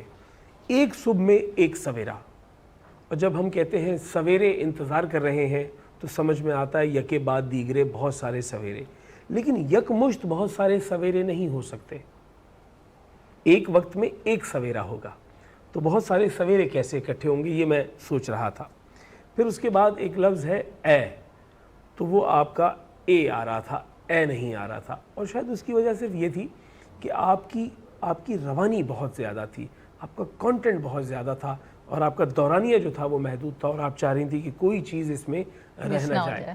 اور تھوڑا سا ایک سلائیوا کا مجھے آپ کے گلینڈز میں ایشو نظر آیا کہ آپ کے سلائیوا آتا ہے، اور وہ جو منہ سلائیوا آ جائے نا تو اس سے لفظ بھی ڈیمیج ہوتا ہے، اس کا تشخص بھی مجروح ہوتا ہے، اور آپ جو ہے وہ اپنے آپ کو سنبھال کے کانٹینٹ دینے میں کہیں نہ کہیں باریکی سے اگر کوئی غور سے دیکھ رہا ہو تو ایشو آتا ہے۔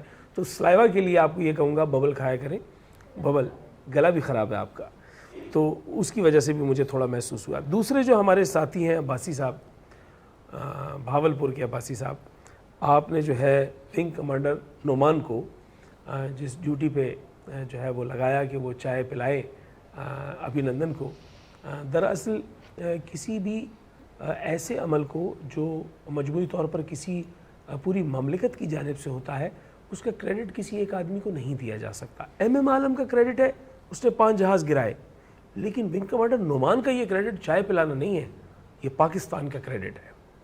مجموعی طور پہ ہم نے پوری مینسل قوم ہم نے یہ اپنا جیسچر دیا تھا، ٹھیک ہے جی۔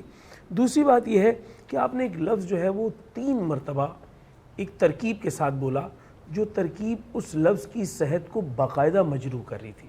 وہ کیا تھا؟ آپ نے کہا وہی لوگ اندیشہ زوال ہونے سے بچاتے ہیں، یہی کہا آپ نے، وہی لوگ اندیشہ زوال ہونے سے بچاتے ہیں۔ دراصل اگر آپ نے یہ استعمال بھی کرنا تھا تو آپ کو ایسے کہنا چاہیے تھا وہی لوگ اندیشہ زوال سے بچاتے ہیں۔ اندیشہ زوال خود ایک ایسی شے ہے جس سے بچنا چاہیے، اس کے ہونے سے نہیں بچنا چاہیے۔ اندیشہ زوال سے بچاتے ہیں، یہ کافی تھا، اس میں ہونے جو ہے وہ اضافی تھا۔ تو یہ میری کرٹیک تھی، باقی آپ کی تقریر میں نے ایک بہت چیز اچھی نوٹ تھی۔ کی، انہوں نے اپنے استاد کا بڑے اچھے سے اس میں ان کیا نام لیا، عبدالرشید جو ہے وہ جی قاری صاحب کا۔ بالکل، قاری صاحب بہت شاندار آدمی، ہم یہاں ان کو داد بھی دیتے ہیں، اور تقریری منظرنامے پہ ان کا احسان ہے، وہ بالکل انہوں نے ٹیلنٹ بہت دیتے کام ہیں، کیا ہے، اور انہوں نے ٹیلنٹ پروڈیوس بھی کیا ہے، تیار بھی کیا ہے، اور میرا جو ہے وہ ٹیلی فونک رابطہ رہتا ہے، لیکن یہ کبھی نہیں ہوا کہ ہماری ملاقات۔ میری ملاقات ہے ان سے۔ آج میں کہہ رہا ہوں کہ آپ سے ملاقات کرتے ہیں جلد، اور آپ کو بلاتے ہیں یہاں، ان کو کس دن بلائیں، یہاں مہمان بلائیں۔ اور میں چاہوں گا کہ اب رزلٹ بتا دوں میں۔ جی بالکل۔ مریم بخاری میرے پاس کل نمبر شمار 23 اور میرے پاس ذوالقرنین عباسی کل نمبر 22۔ اب آپ بتائیے، آپ کے بالکل پاس ایسا ہی ہے، میرے پاس بھی مارکس ہیں 23 مریم اور 21.5 جو ہے ذوالقرنین عباسی۔ یعنی اس کا مطلب ہے ہم اتنے فاصلے پر بھی ایک جیسا ہی رزلٹ بناتے ہیں۔ ایسا ہی۔ تو طے پا گیا کہ آج کے فاتح، پہلے فاتح کا اعلان کرنا چاہیے کہ آج کی فاتح مریم بخاری ہیں۔ سیٹ پہ جتنے دوست موجود ہیں سب سے کہوں گا ایک دفعہ مریم کے لیے تالیاں۔ اور اب جو ہے وہ شہباز بھائی آپ کے پاس کلی اختیار ہے، میتھس جو ہے نا وہ آل عباس نے مجھے بتا دی ہے، اور انہوں نے ہمیں یہ اجازت دے دی ہے کہ آپ 2 لوگوں کو آگے لے جا سکتے ہیں۔ جی تو بالکل میں چاہوں گا کہ آج دونوں نے بہت اچھی تقاریر کی ہیں، اور دونوں کو ملا کر کہوں تو تقریریں بہت اچھی تقریر اچھی کی ہیں، تو بس یہ ہے کہ دونوں کو کوالیفائی کروائیں ہم کوارٹر کے لیے، تاکہ کوارٹر میں ہمارے اچھے دیکھنے کیا بات ہے۔ چلیں جی، انشاءاللہ آپ سے ملاقات ہوگی آگے کوارٹر فائنلز میں۔ آپ کا بہت شکریہ شہباز ابراہیم۔ اور جب بھی میں آپ کو دیکھتا ہوں میرے دل میں پتہ ہی کیوں یہ بات آتی ہے، شہباز کرے پرواز، تو آپ پرواز کرتے چلے جائیں اور ان بچوں کو بھی جو ہے وہ مواقع دیتے چلے جائیں۔ ناظرین گرامی، یہاں ہم نے یہ منظر نگاری کا سیگمنٹ یہاں موقوف کیا، اگلے پڑاؤ پہ جا رہے ہیں، اور اگلا پڑاؤ وہ ہے جس کے متعلق میں نے کہا تھا کہ ثاقب بھائی موجود ہیں۔ ثاقب بھائی کے ساتھ ہم کوئی ایسی بات کہنے والے ہیں، کوئی ایسا سیگمنٹ کرنے والے ہیں جو آپ کو یادش بخیر میں لے جائے گا، ایک یاد دلائے گا۔ اور وہ یاد بھی کیا ہوگی کہ کچھ عرصہ پہلے، کچھ سال پہلے ایک واقعہ ہوا تھا 16 رمضان کو۔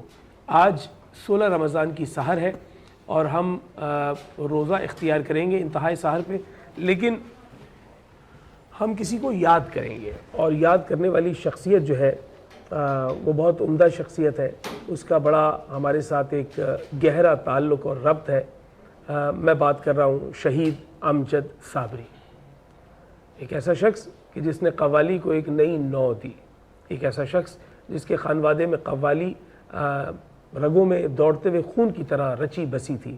یہ وہ شخص ہے کہ جس کے والد حاجی غلام فرید صاحب وہ شخصیت ہیں کہ جب صدر پاکستان ضیاء الحق صاحب نے خصوصی طور پہ ثنا خانوں کو، نعت خانوں کو اور قوالوں کو بلا کر ان کے اعزاز میں تقریب رکھی تو وہاں پر تمام ثنا خانوں اور قوالوں سے یہ پوچھا کہ آپ کا کوئی مسئلہ ہے تو وہ ہم حل کیے دیتے ہیں.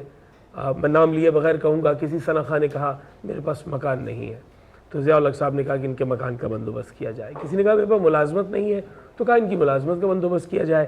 تو جہاں حاجی غلام فرید صابری اور ان کے بھائی کھڑے تھے جب وہاں پہنچے صدر پاکستان اور انہوں نے پوچھا کہ جناب آپ بتائیے آپ کا کیا مسئلہ ہے تو میں وہ مسئلہ حل کرتا ہوں. تو انہوں نے کہا جی مسئلہ یہ ہے کہ یہ جو شاہ فیصل ہے جو فرما رواں ہیں سعودی ان کے ساتھ آپ کے بڑے اچھے تعلقات ہیں, میری ایک چھوٹی سی سفارش کر دیں.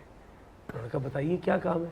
ان کو یہ کہہ دیجئے کہ میں بھر دو جھولی یا محمد سرکار دو عالم کے روضے پہ بیٹھ کے پڑھنا چاہتا ہوں. کیا بات, بس میرا کل یہی ہے. کیا بات, مجھے آپ سے کوئی مکان نہیں چاہیے, کوئی ملازمت نہیں چاہیے, کوئی دولت نہیں چاہیے. آپ فرما روا کے دوست ہیں, اگر کہہ دیں تو کیا ہی بات. تو وہ مسکرا دیے اور ضیاء الحق صاحب مسکرانے لگے اور کہا کہ اتنا مشکل کام آپ نے مجھے دے دیا ہے کہ مجھے سوچنا پڑ رہا ہے. بولا آپ ایک دفعہ کہہ کے دیکھ لیجئے, اگر انہوں نے مان لیا تو ٹھیک, نہ مانا تو کوئی بات نہیں. تو انہوں نے کہا میں وعدہ کرتا ہوں میں کہہ دوں گا. انہوں نے کہا فرما روا مرحوم شاہ فیصل نے مان لیا اور کہا بھیج دیجئے. جب وہ وہاں گئے تو قاعدہ یہ بنا کہ اس میں آلات موسیقی نہیں ہوں گے لیکن ان کے ہمراہ پوری پارٹی ہوگی. وہ بیٹھے اور بیٹھ کر انہوں نے سنہری جالیوں کے سامنے پڑھا بھر دو جھولی میری یا محمد. یہ اس خان وادے کا سپوت ہے جس کا نام امجد صابری ہے. امجد صابری نے پاکستان ٹیلی ویژن سے جب اپنے کریئر کا آغاز کیا تو وہ ایز اے چائلڈ سٹار تھا, کم عمر بچہ جو جا کر بیٹھتا ہے سہیل رانا کے سامنے. اور سہیل رانا صاحب میسٹرو, اللہ تعالیٰ انہیں زندگی دے, وہ کینیڈا میں ہے اور ہمارا سلام ان کو. انہوں نے بہت سارے بچوں کو تیار کیا, اس میں افشاں احمد ہیں, بہت سارے نام ہیں. تو امجد صابری کو وہاں سے پہلا بریک ملا اور اس کے بعد فلم کے لیے امجد صابری نے ایز اے چائلڈ سٹار نہ صرف کلام پڑھا بھی اور اس میں پرفارم بھی کیا. امجد صابری جس محلے میں رہتا تھا اس محلے میں آخری دم تک رہا. ہر چند کہ جب اللہ نے بہت کچھ دے دیا تھا تو محلہ تبدیل کر سکتا تھا, لیکن اس نے ہمیشہ مجھے یہ کہا کہ آغا مجھے ایسے لگتا ہے یہاں میری جڑیں ہیں, میں جڑوں سے جدا ہوا تو ختم ہو جاؤں گا. میں نے انہی لوگوں کے درمیان رہنا ہے. یہ وہ لوگ ہیں جو میرے بابا کو جانتے ہیں, میرے چاچا کو جانتے ہیں, میری والدہ کو جانتے ہیں. یہ میرا محلہ ہے, میں یہاں سے کہیں نہیں جاؤں گا. میں ایسے نوجوانوں کو بھی جانتا ہوں جن کے اسکول, کالج اور یونیورسٹی کی فیس امجد صابری پے کرتا تھا. میں ایک مرتبہ حاجی غلام فرید صابری کے برسی کے موقع پر گیا تو ایک بہت بڑا شاندار قوالی کا ماحول سجاتا تھا امجد صابری. تو اس کے پاس پاکستان کے سب سے بڑے نوٹ جو کہ 5000 کا نوٹ ہے, اس کے بہت سارے پیکٹس ہوتے تھے اور وہ اپنے سامنے رکھ کر قوال پارٹیوں کو کہتا تھا کہ وہ آ کر پرفارم کرتے رہیں اور وہ ان کو نظر کرتا تھا. اب میں اس کے ساتھ بیٹھا ہوا, ایک روز ایسا ہوا کہ کچھ بہت ہائی پروفائل لوگ آئے جس میں گورنر صاحب, سی ایم صاحب. اب وہ ان کو ریسیو کرنے کے لیے گیا تو اس نے وہ تمام پیسے میری گود میں رکھے اور کہا یہ سلسلہ جاری رکھنا. اب جتنی دیر وہ گیا اس میں آدھا گھنٹہ لگا. جب وہ لوٹ کر آیا تو وہ جو میری دینے کی سپیڈ تھی وہ امجد صابری سے کم تھی. دیکھیں پیسے امجد صابری کے, دینے اس نے تھے, تو میں وہ ذرا تھوڑا کم سپیڈ میں احتیاط سے دے رہا تھا. تو وہ آیا تو اس نے آ کر کہا سیدی یہ کیا, پیسے تو سارے پڑے ہوئے تو آپ نے دیے کیوں نہیں. میں نے کہا یار میں احتیاط سے دے رہا. تو بولا احتیاط سے نہ دیں. یہ موقع اس قوال پارٹی کے لیے پورے سال کی یادش بخیر ہوتا ہے کہ اسے پتہ ہوتا ہے کہ حاجی غلام فرید صابری کی برسی میں جا کر جب پرفارم کروں گا تو وہاں پہ امجد صابری کی طرف سے نظر ملے گی. یہ میں بہانہ بنا رہا ہوں ان کی مدد کا. میں ان کو ویسے پیسے نہیں دے رہا قوال پارٹیوں کو, میں یہ بہانہ بنا رہا ہوں. ایسا سچا پیارا آدمی چلا گیا. اس کے جانے کے دن کا اگر احوال بیان کروں تو 16 رمضان یہی وقت تھا جس وقت میں آپ سے مخاطب ہوں. پاکستان ٹیلی ویژن کی سحر ٹرانسمیشن میں وہ میرے ہمراہ تھا اور میں نے اسے نظر کیا. پھر اس کے بعد ہم میک اپ روم میں بیٹھ کے کافی دیر بات کرتے. مجھے نہیں معلوم تھا یہ اس کا آخری دن ہے اور اس نے مجھ سے وعدہ کیا اگلی رمضان ٹرانسمیشن میں آغا ہم ساتھ ایک ٹرانسمیشن کریں گے اور اس کا پلان کیا. میرا ایک بہت اچھا سا سیگمنٹ تھا جسے میں شاہ نامہ اسلام کے نام سے کرتا تھا, تو اس نے کہا یہ شاہ نامہ میں پڑھوں گا, یعنی میں تم تحت میں پڑھنا اور میں اس کو ترنم میں پڑھوں گا, اور ہم اس کو میوزیکل فارم میں لے کر آئیں گے. اور بڑے وعدے کیے اس نے, لیکن وہ وعدے وفا اس لیے نہ ہو سکے کہ زندگی نے اس سے وفا نہ کی. مجھے مجدد اور اس کے تمام بہن بھائی بہت عزیز ہیں, میرے بھتیجے ہیں, بھتیجے ہیں, میری بھابھی, میری بہن, خدا آپ کو جو ہے وہ یہ سہولت دے کہ آپ امجد صابری کو بار بار مجدد کی شکل میں دیکھیں. پچھلے برس بھی مجدد ہمارے ساتھ تھا, اس برس وہ چونکہ شہر میں موجود نہیں ہے, وگرنہ ہمارے ساتھ ہوتا.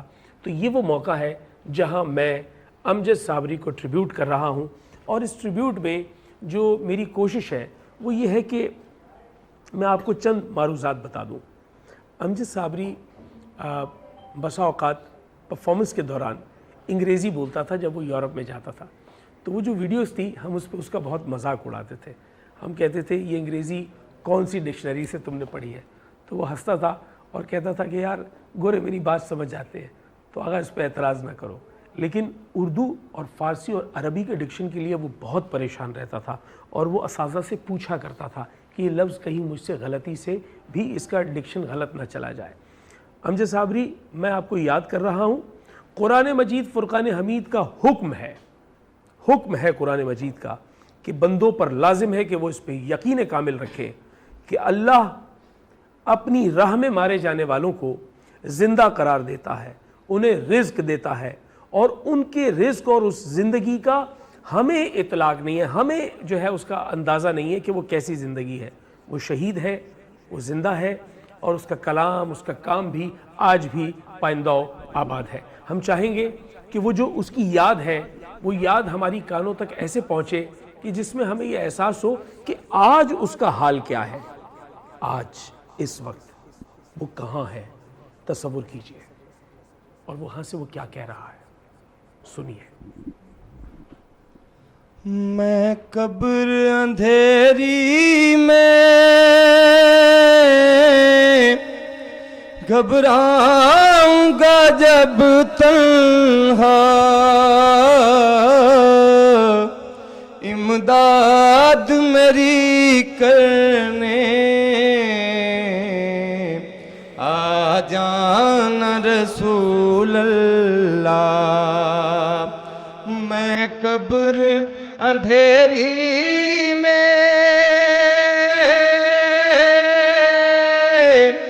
گھبراؤں گا جب تنہا, امداد میری کرنے آ جانا رسول اللہ. روشن میری تربت کو للہ ذرا کرنا, جب وقت نزا آئے دیدار عطا کرنا. احسان و فضل و کرم کیا تھا کہ وہ نہ صرف قوالی کی محفل سما میں بیٹھ کر پرفارم کرتا تھا, بلکہ خدا نے اس کو یہ عزت بخشی کہ جب وہ مسجد میں جاتا تھا تو اس کے لیے ممبر خالی کیا جاتا تھا. میرے پاس ایسی بیش بہا ویڈیوز موجود ہیں جہاں وہ ممبر پہ بیٹھ کر پڑھ رہا ہے, تو سرکار کے ممبر کا صدقہ یقینی طور پر وہ اپنی آسانیوں میں ہوگا, اس لیے کہ اس نے ساری زندگی رسول اللہ کی نعت پڑھی ہے, ساری زندگی مولا علی کی منقبت پڑھی ہے, ساری زندگی عطرت رسول کا ذکر کیا ہے. اور میں اپنی حیات کا سموں کے راز آپ کو دے رہا ہوں, خدا کی قسم قرآن کے حاشیے پہ یہ بات کہہ رہا ہوں, اتنا بڑا عاشق محمد و آل محمد میں نے نہیں دیکھا. مجرم ہوں جہاں بھر کا محشر میں بھرم رکھنا, رسوائے زمانہ ہوں دامن میں چھپا لینا. مجرم ہوں جہاں جہاں بھر کا محشر میں بھرم رکھنا، رسوائے زمانہ ہوں، دامن میں چھپا لینا، مقبول دعا میری منظور خدا کرنا، جب وقت نظر آئے دیدار عطا کرنا، اے سبز گنبد والے منظور دعا کرنا، جب وقت نظر آئے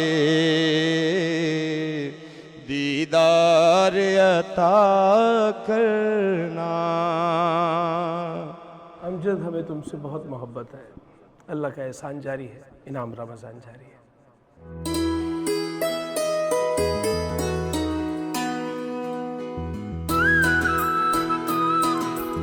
نعمتیں، برکتیں اور رحمتیں، ماہ انعام آ گیا، رمضان آ گیا، اللہ کا احسان انعام رمضان، انعام رمضان، انعام رمضان۔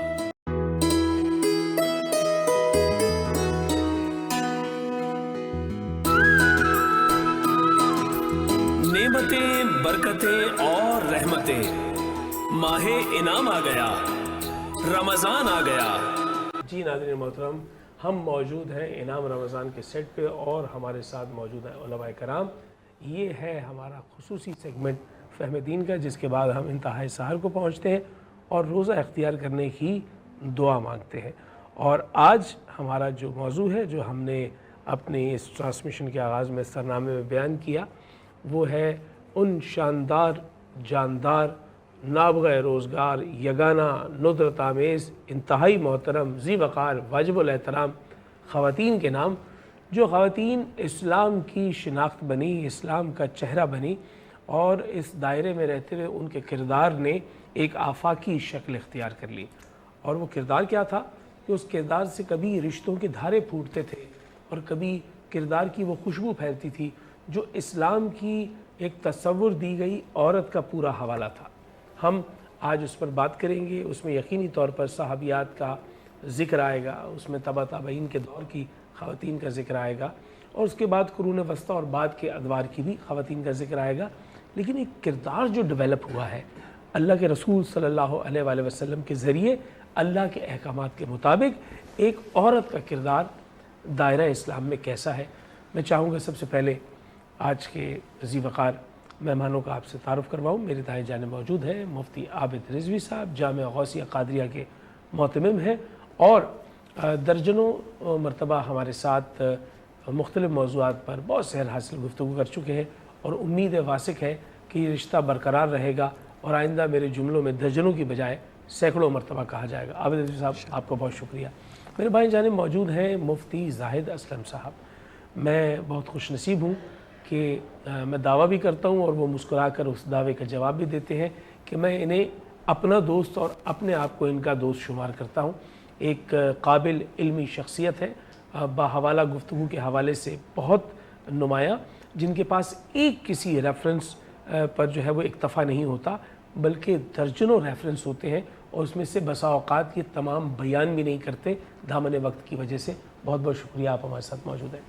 ناظرین محترم، آپ سے بات کرنے سے پہلے عابدہ، آپ کو میں یہ کہوں گا کہ تمام مرد حضرات پر جو خواتین کے لیے ذمہ داریاں اور حقوق ہیں وہ بجا سوال، لیکن آج کے ہمارے موضوع میں سب سے پہلے کردار ہے کہ ایک عورت کا کردار کیسا ہونا چاہیے۔ ایک عورت جو بیٹی ہے حوا کی اور کنیز ہے جناب خدیجۃ الکبریٰ کی، سیدہ عائشہ کی، سیدۃ الفاطمۃ الزہرا سلام اللہ علیہا کی، تو یہ جو کردار ہے وہ کیسا ہوگا؟ کبھی اس میں مریم مقدس جھلکیں گی، کبھی جناب آسیہ اس میں جھلک نظر آئے گی، اور کبھی اس میں ہاجرہ کی آواز ہوگی، کبھی اس میں سارا کا احترام ہوگا. تو اب یہ سارا ملا کر ایک شکل ایک عورت کے لیے کیا بنتی ہے, اس کے لیے میں سب سے پہلے مفتی صاحب آپ کی جانب آؤں گا. قرآن مجید فرقان حمید نے جو صیغہ استعمال کیا ہے بات کرنے کے لیے, جس میں چاہے وہ اللہ انسانوں سے بات کر رہا ہے یا جنوں سے بات کر رہا ہے, تو میں نے غالب امکان دیکھا ہے کہ وہ صیغہ مذکر کا ہے. جیسے وہ مذکر سے بات کر رہا ہے, اے لوگو تم جاؤ یہ کرو ایسا کرو, جبکہ خواتین کے لیے علیحدہ کئی آیات موجود ہیں جس میں ان مردوں کو حکم دیا جا رہا ہے کہ تمہارا ان سے سلوک کیسا ہوگا. یعنی خدا نے جیسے اپنے پیغام ربانی کے لیے بندے اور رب کے درمیان میں رسول اللہ کا مرحلہ رکھا ہے, ایسے ہی خواتین کے لیے مرد کا مرحلہ بھی رکھا ہے. اس پر تھوڑی روشنی ڈالیے, اور ایک عورت کا کردار کیسا ہونا چاہیے. نحمدہ ونصلی ونسلم علی رسولہ الکریم, اما بعد فاعوذ باللہ من الشیطان الرجیم, بسم اللہ الرحمن الرحیم.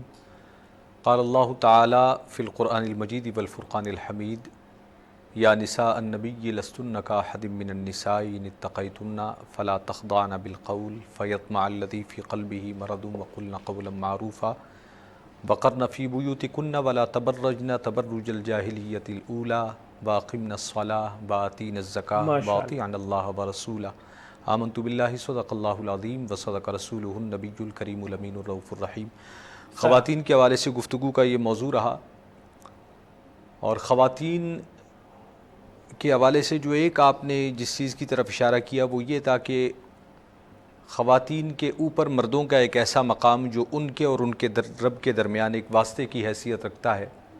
اس پر بہت ساری گفتگو کی جا سکتی ہے, لیکن مختصراً میں اس کو ایک خاص مثال سے سمجھا کر اپنی بات کو مکمل کر دوں گا. انسان اول جن کی تخلیق اللہ رب العزت نے فرمائی وہ سیدنا آدم علیہ نبینا علیہ السلام ہے جی, اور اماں حوا کی تخلیق کا ذریعہ وہ ہیں جی. اس کے بعد پھر نوع انسانی ہے, یعنی خاتون اول کی تخلیق کے حوالے سے بھی ایک مرد کا کردار نظر آتا ہے. اس کے بعد پھر دوسری خواتین, پھر قرآن کریم اس کے بعد تمام مردوں کی جو وجود ہے وہ عورت کے بھرونے میں نظر رہا, یعنی اس کا پھر بدل ایسے چل رہا. یہ ایک سلسلہ ایسا ہے. بات.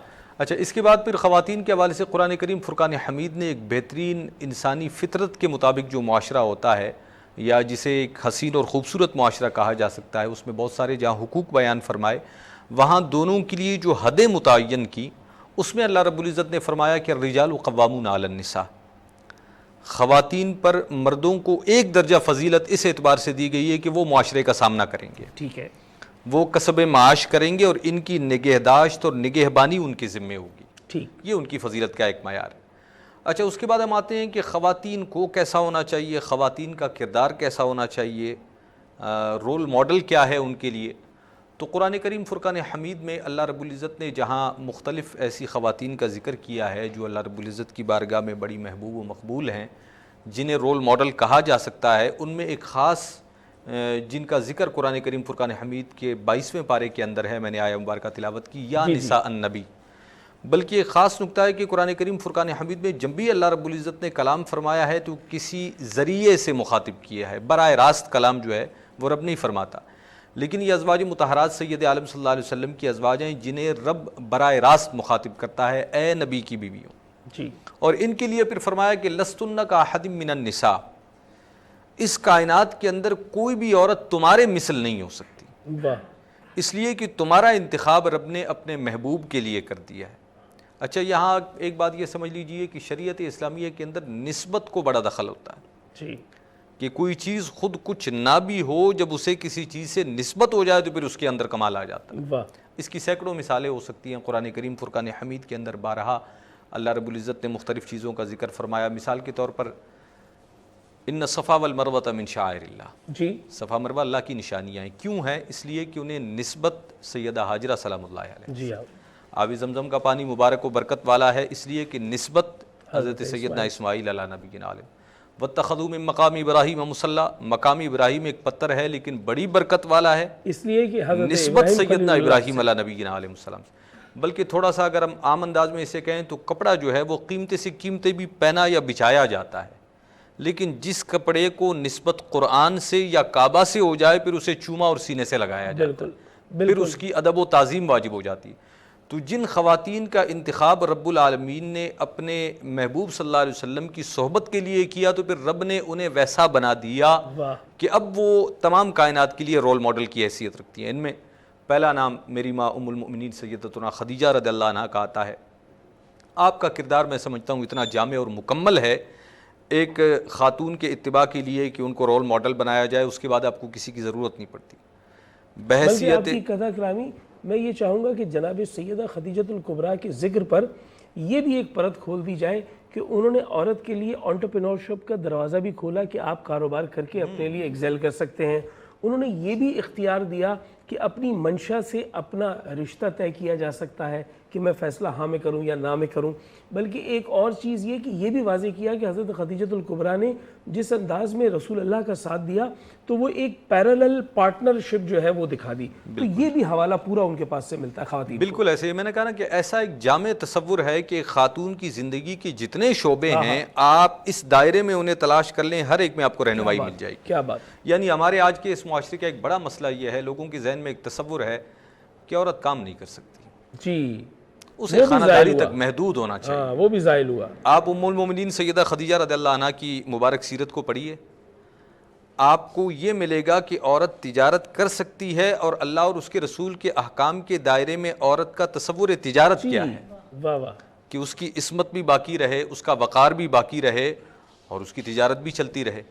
اسی طرح جو ہے سیدہ خدیجہ رضی اللہ عنہا کا رشتے کے حوالے سے آپ نے کہا، ایک تصور ہمارے یہاں، ہمارا کلچر ہے شاید یہ ایشیا کا، یا اس طرف ہمارے علاقوں میں قبائلی نظام کے تحت یہ رواج پا گیا ہے کہ خاتون انتخاب نہیں کر سکتی، اظہار نہیں کر سکتی۔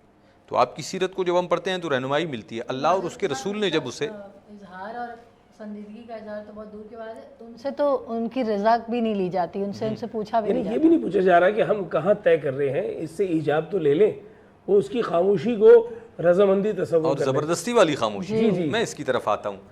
اچھا، ام المومنین سیدہ خدیجہ رضی اللہ عنہا کی مبارک زندگی کی طرف اگر آپ تھوڑا سا اور نظر کریں تو پھر رشتہ ازدواج میں ایک خاتون کی زندگی کو کیسا ہونا چاہیے؟ واہ واہ، یعنی آپ یہ ایک کہتے ہیں بہترین اہلیہ کا نمونہ کیا ہے؟ ہاں، ایک مثالی خاتون بحیثیت زوجہ واہ کہ شوہر کا دست و بازو کیسے بننا ہے، کیا بات!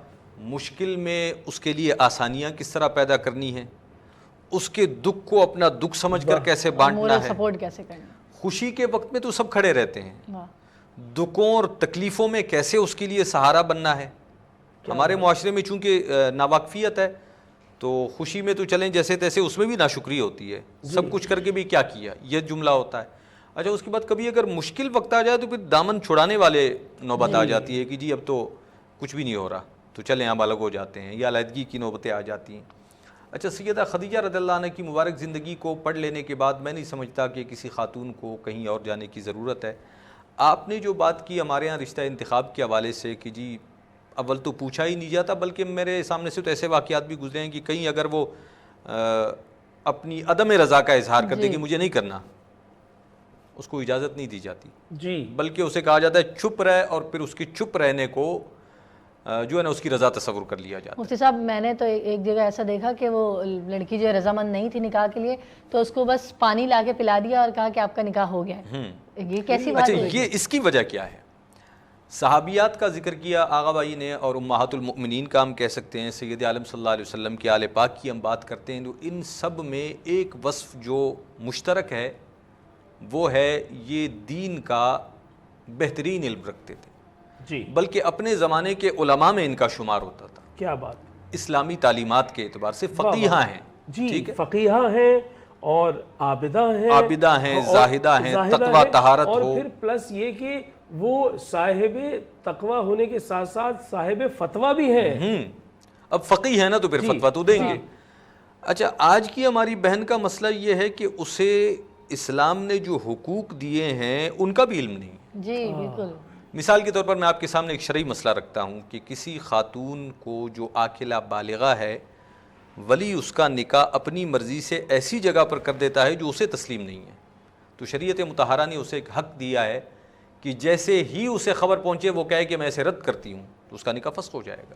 جی لیکن یہ مسئلہ ہی کسی کو معلوم نہیں, جی. وہ نکاح باقی ہی نہیں رہے گا, یعنی از خود ہو جائے گا, یہ بڑی بات. اور میں چاہوں گا مفتی صاحب کی مفتی صاحب کو بھی لے لیتے ہیں. میں مفتی صاحب سے پوچھنا چاہوں گی کہ کچھ ہماری اس طرح کی وہ این جی اوز بنی ہوئی ہے خواتین کو پروٹیکشن کے لیے. ویسے تو وہ کہتے ہیں کہ ہم خواتین کے لیے کام کریں, لیکن انہوں نے خواتین کو کسی اور جگہ پہ لگا دیا ہے جو ان کے اصل حقوق ہے وہ معلوم نہیں ہے, جو حقوق نہیں ہے ان کا مطالبہ. اور غلط سمت میں جو ہے وہ غلط حقوق کی طلب کی جا رہی ہے, جبکہ کچھ ایسے معاشرے جو دنیا میں پائے جاتے ہیں اس سے آپ تقابل کریں تو کچھ حقوق ایسے میسر ہیں یہاں پر جن کا وہاں تصور بھی نہیں کیا جا سکتا.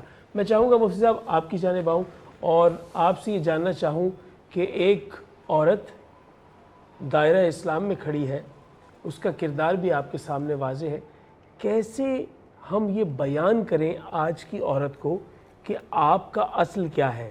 کیونکہ ایک یلغار ہے جو سوشل میڈیا کے تھرو ہے, میڈیا کے مین سٹریم میڈیا کے تھرو ہے, جس نے عورت کے تشخص کو پائمال کر دیا ہے, اور اس کے اندر وہ نا مدغم سا ہو کے رہ گیا ہے اس کا کردار, اس کی شناخت.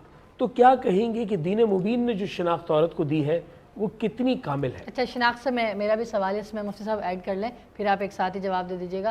کیا آپ کے پاس, کیونکہ علماء کرام میں آپ کے پاس بہت ساری نالج ہوتی ہے, میں چاہتی ہوں کہ ہمیں بھی اس چیز کا پتہ چلے اور لوگوں کو بھی اویئرنیس ہو, کیا کہیں پہ کوئی ذکر ہے, کوئی حدیث ہے, کوئی روایت ہے, یا کہیں کچھ اس طرح کے اقوال ملتے ہیں کہ جس میں ایک خاتون جس کا شادی سے پہلے وہ اپنے فادر کا نام لگاتی ہے, تو اس کے بعد شادی جب اس کی ہو جاتی ہے تو کیا وہ اپنے فادر کا نام کنٹینیو کر سکتی ہے یا پھر اس کو اپنے شوہر کا نام ہی لگانا ہے؟ میں یہ بھی جاننا چاہوں گی. اس میں شرعی حیثیت کیا ہے؟ جی.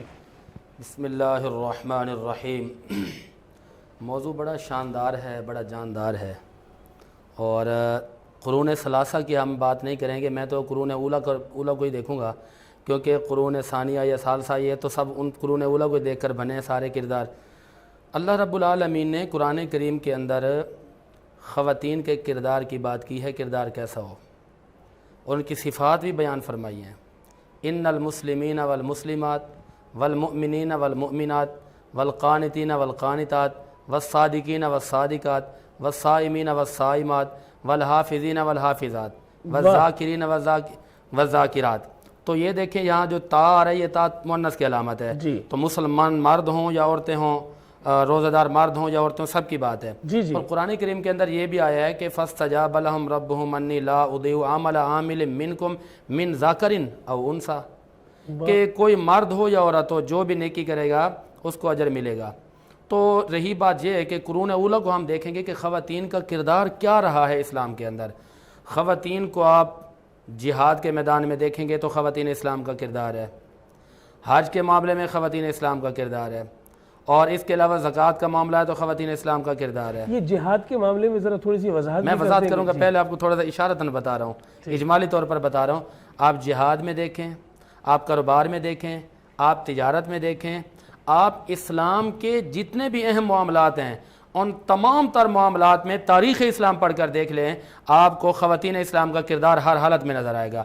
رہی بات جہاد کی, مقام جہاد ہے, بخاری کے اندر کتاب المغازی پڑھیں, کتاب الجہاد پڑھیں, مسلم کے اندر پڑھیں, ابن ماجہ معاجم کے اندر پڑھیں, مسانید کے اندر پڑھیں, یہ سارے کتب حدیث کے درجات ہیں. معاجم کے اندر پڑھیں, مسانید کے اندر پڑھیں, کتب حدیث کے اندر پڑھیں. ان کا لکھا گیا ہے کہ جب رسول اللہ صلی اللہ علیہ وسلم اپنے اصحاب کو فرماتے کہ آؤ اسلام کو آپ کی جوانی کی ضرورت ہے, اسلام کو آپ کی قربانی کی ضرورت ہے, تو جہاں اسلام کی خاطر مرد اپنے آپ کو پیش رکھتے تھے تو خواتین اسلام بھی آ کر کہتے ہیں کہ یا رسول اللہ ہم بھی آپ کے لیے حاضر ہیں, ہم بھی اسلام کے لیے حاضر ہیں.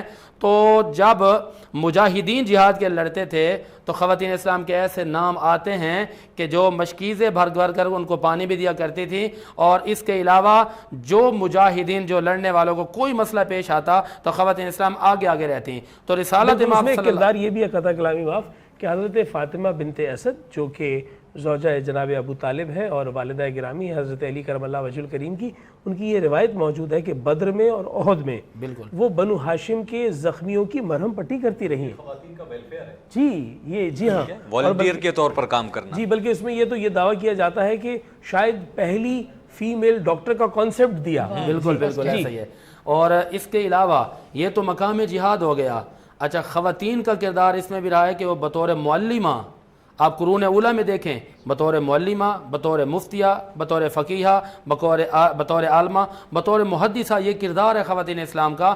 آج کی خواتین قرون اولا کو پڑھیں، قرون ثانیہ کو پڑھیں، قرون ثالثہ کو پڑھیں۔ یہاں جب تعلیم اور کردار کی بات آئی ہے تو میں ضرور بھی ضرور ان خواتین کی استاذہ کی بات کرنا چاہتا ہوں جو معلمہ ہیں، جنہوں نے بہت زیادہ صحابیوں کو بھی پڑھایا، صحابیات کو بھی پڑھایا۔ ترمذی کے اندر ایک باب ہے جس کا نام ہے کتاب المناقب عن رسول اللہ صلی اللہ علیہ وسلم، اس کے اندر ایک باب ہے باب فضل عائشہ، حضرت عائشہ رضی اللہ تعالیٰ عنہ کی فضیلت کے ایک باب ہے، ترمذی کی جلد 5 ہے، اس کا صفحہ نمبر ہے 507، حدیث نمبر ہے 3783، اور اس کے علاوہ یہی روایت جو ہے سیر و اعلام النبلاء کتاب کا نام ہے، اس کی جلد 2 صفحہ 179 ہے۔ اچھا، اس کے علاوہ تہذیب الکمال کتاب کا نام ہے، اس کی 12ویں جلد ہے، اور اس کے علاوہ تہذیب التہذیب کتاب کا نام ہے۔ اسقلانی نے الصحابہ جلد 8 صفحہ 18 پہ لکھا کہ اگر آپ نے خواتین اسلام کو دیکھنا ہے معلمہ کے طور پر تو حضرت عائشہ رضی اللہ تعالیٰ عنہ کا وہ کردار ہے کہ آپ بیک وقت بہت بڑی معلمہ، بہت بڑی عالمہ، بہت بڑی فقیہہ۔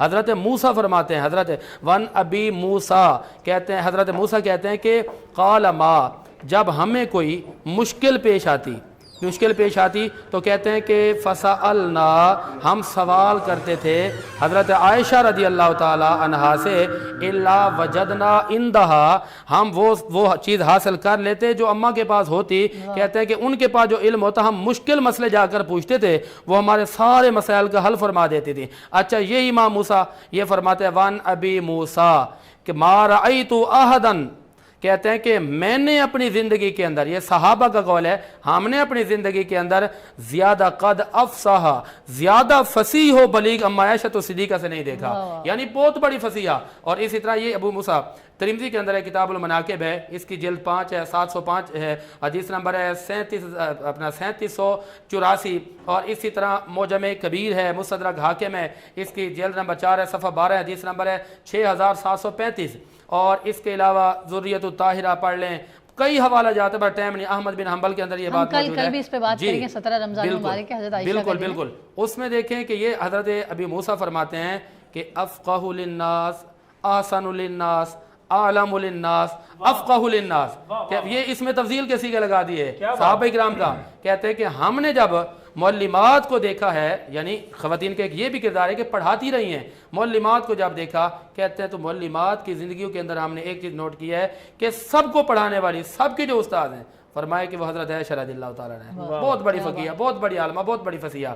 تو یہ بھی ایک صورت ہے۔ اور تجارت کی بات کرتے ہیں خواتین اسلام کے، لوگ کہتے ہیں کہ جی آج کل کی خواتین اگر پڑھتی ہیں تو کئی لوگ وہ بھی ہیں جو شدت پسند ہیں، نانا جی عورت کا کیا کام ہے تعلیم سے، وہ تعلیم سے روکتے ہیں۔ حالانکہ رسول اللہ صلی اللہ علیہ وسلم نے جب اپنے اصحاب کو پڑھایا تو گھر پہ جناب عائشہ صدیقہ پڑھایا کرتی تھی، حضرت خدیجہ الکبریٰ پڑھایا کرتی تھی، کئی ایسے مسائل ہوتے جا کے پڑھتے تھے۔ تو بہرحال علم حاصل کرنا، تعلیم عورت کا لینا، کوئی اس میں اور کوئی مسئلہ نہیں ہے، بلکہ حکم حصول علم ہے تو اس میں باقاعدہ مرد اور عورت کو واضح طور پر بیان کیا گیا، طلب العلم فریضۃ علی کل مسلم و مسلمہ، جی مرد اور عورت پر فرض ہے، دونوں پر فرض ہے۔ اور میں یہ چاہوں گا کہ آج کا یہ موضوع جو ہے یہ پرولونگ ہوگا، پرولونگ اس طرح ہوگا کہ ہماری جو کل کی نشست ہے وہ اسی کا تسلسل ہوگا، اور وہ تسلسل اس لیے ہوگا کہ کل ہم جو ہے وہ ام المومنین سیدہ عائشہ صدیقہ رضی اللہ تعالی عنہا کے عنوان سے گفتگو کریں گے، اور اس کے ذیل میں آپ نے اس کا باب باندھ دیا ہے، یعنی آپ نے اس کا سرنامہ دے دیا ہے جس پہ آگے گفتگو جائے گی۔ بالکل، تو میں ان کے سوال کا جواب بھی دے دیتا ہوں جو انہوں نے سوال کیا۔ اچھا، پہلے دیکھیں، مجھے بڑی حیرت بھی ہوتی ہے، میں تو اس چیز کو پسند نہیں کرتا۔ محبت اپنی جگہ ہے، اپنی زندگی ان کے نام لگا دی، ٹھیک ہے، شوہروں کے نام ٹھیک ہے، آپ کے سر کے تاج ہیں، اس میں کوئی شک نہیں ہے، ان کے آپ کے ذمہ فرائض اور حقوق ہیں، کوئی شک نہیں ہے اس میں۔ لیکن بات یہ ہے کہ پہلے جو نام کے ساتھ نام آتا تھا والد کا، اب شادی کے بعد نام آ جاتا ہے شوہر کا۔ لیکن اخلاقی طور پر اور شریعت کے طور پر یہ ہے کہ جس طرح آپ کے والد کا نام پہلے ہوتا تھا، بعد میں بھی اپنے نام کے ساتھ والد کا نام، مثال کے طور پر کوئی زاہدہ ہیں تو زاہدہ کے والد کا نام اگر فیصل ہے تو زاہدہ فیصل ہونا چاہیے۔ لیکن جیسے ہمارے آئی ڈی کارڈز ہیں اور پاسپورٹ وغیرہ ہیں، جب شادی نکاح کے بعد تو وہ چینج ہو جاتا ہے، تو ہمیں اپنی شناخت کے لیے پھر ہم دو نام تو نہیں رکھ سکتے نا کہ ہم۔ جی مفتی صاحب آپ کچھ کہنا چاہیں گے؟ میں یہ کہنا چاہوں گا کہ شریعت مطہرہ میں ایک مسئلہ یہ آیا ہے کہ اپنے نسب کا بدلنا جائز نہیں ہے، ٹھیک ہے. آپ کی ولدیت جو ہے، اور یہ مسئلہ اس وقت پیش آیا تھا جب حضرت زید بن حارثہ کو زید بن محمد کہا جانے لگا تھا. قرآن کریم فرقان حمید کی مستقل آیات اس پر ہیں، اسے حرام قرار دے دیا گیا ہے. ٹھیک ہے. ولدیت بہی معنی کہ نسب کو تبدیل کر کے کوئی اپنے آپ کو کسی اور کی طرف منسوب کر لے، یہ تو درست نہیں ہے. جی. رہا مسئلہ ہمارے شناختی کارڈز کا، تو شناختی کارڈ میں والد کی جگہ شوہر کے نام کا ہونا اس بات کی علامت ہوتی ہے کہ جس خاتون کا یہ شناختی کارڈ ہے وہ شادی شدہ ہے. جی. وہ یہ ایک شناخت کا طریقہ ہے، یہ نسب بدلنا نہیں ہے، تو اس میں شرعاً کوئی ہے. اس میں ایسا جیسے آپ کا مسئلہ بھی رہ گیا، میں بات کر ہی رہا تھا، تو اب آپ نے پوچھ لی شرعی طور پر، کیونکہ میں نے تو ابھی اخلاق کی بات کی ہے نا، شرعی کی تو بات کی ہی نہیں ہے. تو میری بات حالانکہ آپ سے شرعی بات پوچھی جاتی ہے، بالکل میں وہی اخلاقی بات تو پوچھی نہیں جاتی. کوئی روایت تو یاد اخلاقی شریعت طور پر اخلاقی طور پر یہ ہے کہ والد کا نام ہو، لیکن شادی کے بعد اگر کوئی ظاہر شناختی کارڈ بنتا ہے تو شوہر کا نام آئے گا. شوہر کا نام بھی لگانا چاہتے ہیں تو شرعی طور پر ممانعت نہیں ہے. ٹھیک ہے، لگا سکتے ہیں، منع نہیں ہے، لگا سکتے ہیں. ٹھیک ہے. ٹھیک ہے، بہت درست. یہ آپ کی جو ہے بات ہم تک پہنچ گئی. اب وہ خواتین جو اپنے ناموں کے ساتھ اپنے شوہر کے نام کی بجائے اپنے والد کا نام لکھ رہی ہیں، اس میں بھی کوئی شبہ نہیں. اچھا آقا، میں بھی ایک تھوڑی سی بات کرنا چاہوں گی خواتین. ویسے تو میں نے آج پورا موقع دیا ہے آپ کو. جی جی جی. میں یہ چاہ رہی تھی کہ خواتین کا جو ہے وہ ذکر ایک دن نہیں ہونا چاہیے، سالوں سال ہونا چاہیے، اور روز ہی خواتین کا دن ہوتا ہے. لیکن کہیں پہ جو ہے وہ خواتین کو آپ مرد حضرات ہی جو ہے وہ تھوڑا سا مطلب بے عزت کر رہے ہوتے ہیں، ان کو خراب کر رہے ہوتے ہیں. وہ اس طرح کیونکہ کچھ لوگ جو ہے جتنے بھی آپ کہہ لیں لطیفے بنے ہوئے ہیں، وہ لطیفے جو ہے وہ بیویوں پہ بنے ہوئے ہیں. ٹھیک ہے، مجھے اس پہ اعتراض ہے کہ جب آپ محبت کی بات کرتے ہیں، جب آپ شعر و شاعری کی بات کرتے ہیں، تو وہاں آپ اپنے محبوب کا اور اپنے لور کا جو ہے نام نہیں، جہاں پہ بیوی کا ذکر آتا ہے تو آپ کو سارے فنی جو ہے لطیفے یاد آ جاتے ہیں. اس پہ مجھے ایک اعتراض ہے، اور یہ تمام خواتین کی طرف سے. دوسرا یہ ہے کہ مرد حضرات بڑے شوق و ذوق سے جو ہے نا وہ اپنی ایک سے زائد شادیوں کا ذکر کرتے ہیں اور بڑے فخری انداز سے بتاتے ہیں. دیکھیں، شادی کی اجازت ہے، میں بھی مانتی ہوں، میں مسلمان ہوں، میں اجازت ہے اور کر سکتے ہیں. اور اس میں یہ کہ اگر آپ اس میں برابری کر سکو، اور اگر آپ کے پاس اتنی وافر مقدار میں دولت ہے کہ آپ ان کو ڈسٹریبیوٹ کر سکو اور اپنا مطلب ساری بیویوں کو وہ ٹائم اور وہ تمام ضروریاتی زندگی جو ہے وہ آپ دے سکو. ٹھیک ہے، کچھ لوگ ایسے ہوتے ہیں کہ وہ بڑے مزاحیہ انداز میں جو ہے نا اگلے بندے کو اب اس کی بیوی کے سامنے ہی یہ کہہ رہے ہوتے ہیں تم دوسری شادی کر لو، تیسری شادی کر لو. اس سے اس بیوی کا، اس عورت کو کتنی ہرٹ ہو رہی ہوتی ہے، اس کو کتنا دکھ پہنچ رہا ہوتا ہے. یہ آپ لوگوں کو اس بات کا احساس نہیں ہوتا کیونکہ وہ خود بچوں والی ہوتی ہے، وہ اپنا پورا گھر چھوڑ کے وہاں آئی ہوئی ہوتی ہے. تو یہ ایک نامناسب بات ہے کہ آپ دوسرے بندے کو جو ایک سے زیادہ شادیوں کی جو ہے وہ آفر کرو. تو یہ ایک بہت ہی غلط بات ہے. میں یہ کہنا چاہوں گا، آپ وہ ایک جملہ کہ دے رہے تھے وہ میں آپ سے لے لوں، اور وقت بالکل مفتی صاحب کے اس بات کی طرف کہہ رہا تھا کہ کچھ لوگ اپنے بچیوں کو تعلیم دلانے کے حق میں نہیں ہوتے. میں سمجھتا ہوں ہمارے مسلم معاشرے میں ایسا نہیں ہے، بلکہ اسلام کا تصور تعلیم کو ایجوکیشن سے مختلف ہے. خواتین کو خواتین تعلیم دے. اور وہی بات جو آپ نے کہی تھی. جی، دو جملے یہ ہیں کہ ایک تو میں اپنی بھابھی کو سلام پیش کرتا ہوں کہ انہوں نے یہ جو سوال کیے بڑے ادب والے انداز میں کیا ہے. ابھی 2 دن پہلے ہی میں نے ایک اینکر ہے، مطلب یہ ہے کہ جن کو نہ کوئی بات کرنے کی تہذیب، نہ کوئی سلیقہ، اور اسی بات پر وہ ویڈیو بڑی وائرل ہو رہی ہے کہ 4 شادیوں پہ ایسے لگ رہا ہے کہ جیسے لڑتی ہیں، اور اتنا بدماشی والا طریقہ کار کہ یہ کیوں کرے گا، کیسے کرے گا، میں نہیں کرنے دوں گی. تو قرآن نے جب اجازت دے دی ہے، دیکھیں اجازت تو دے دی ہے،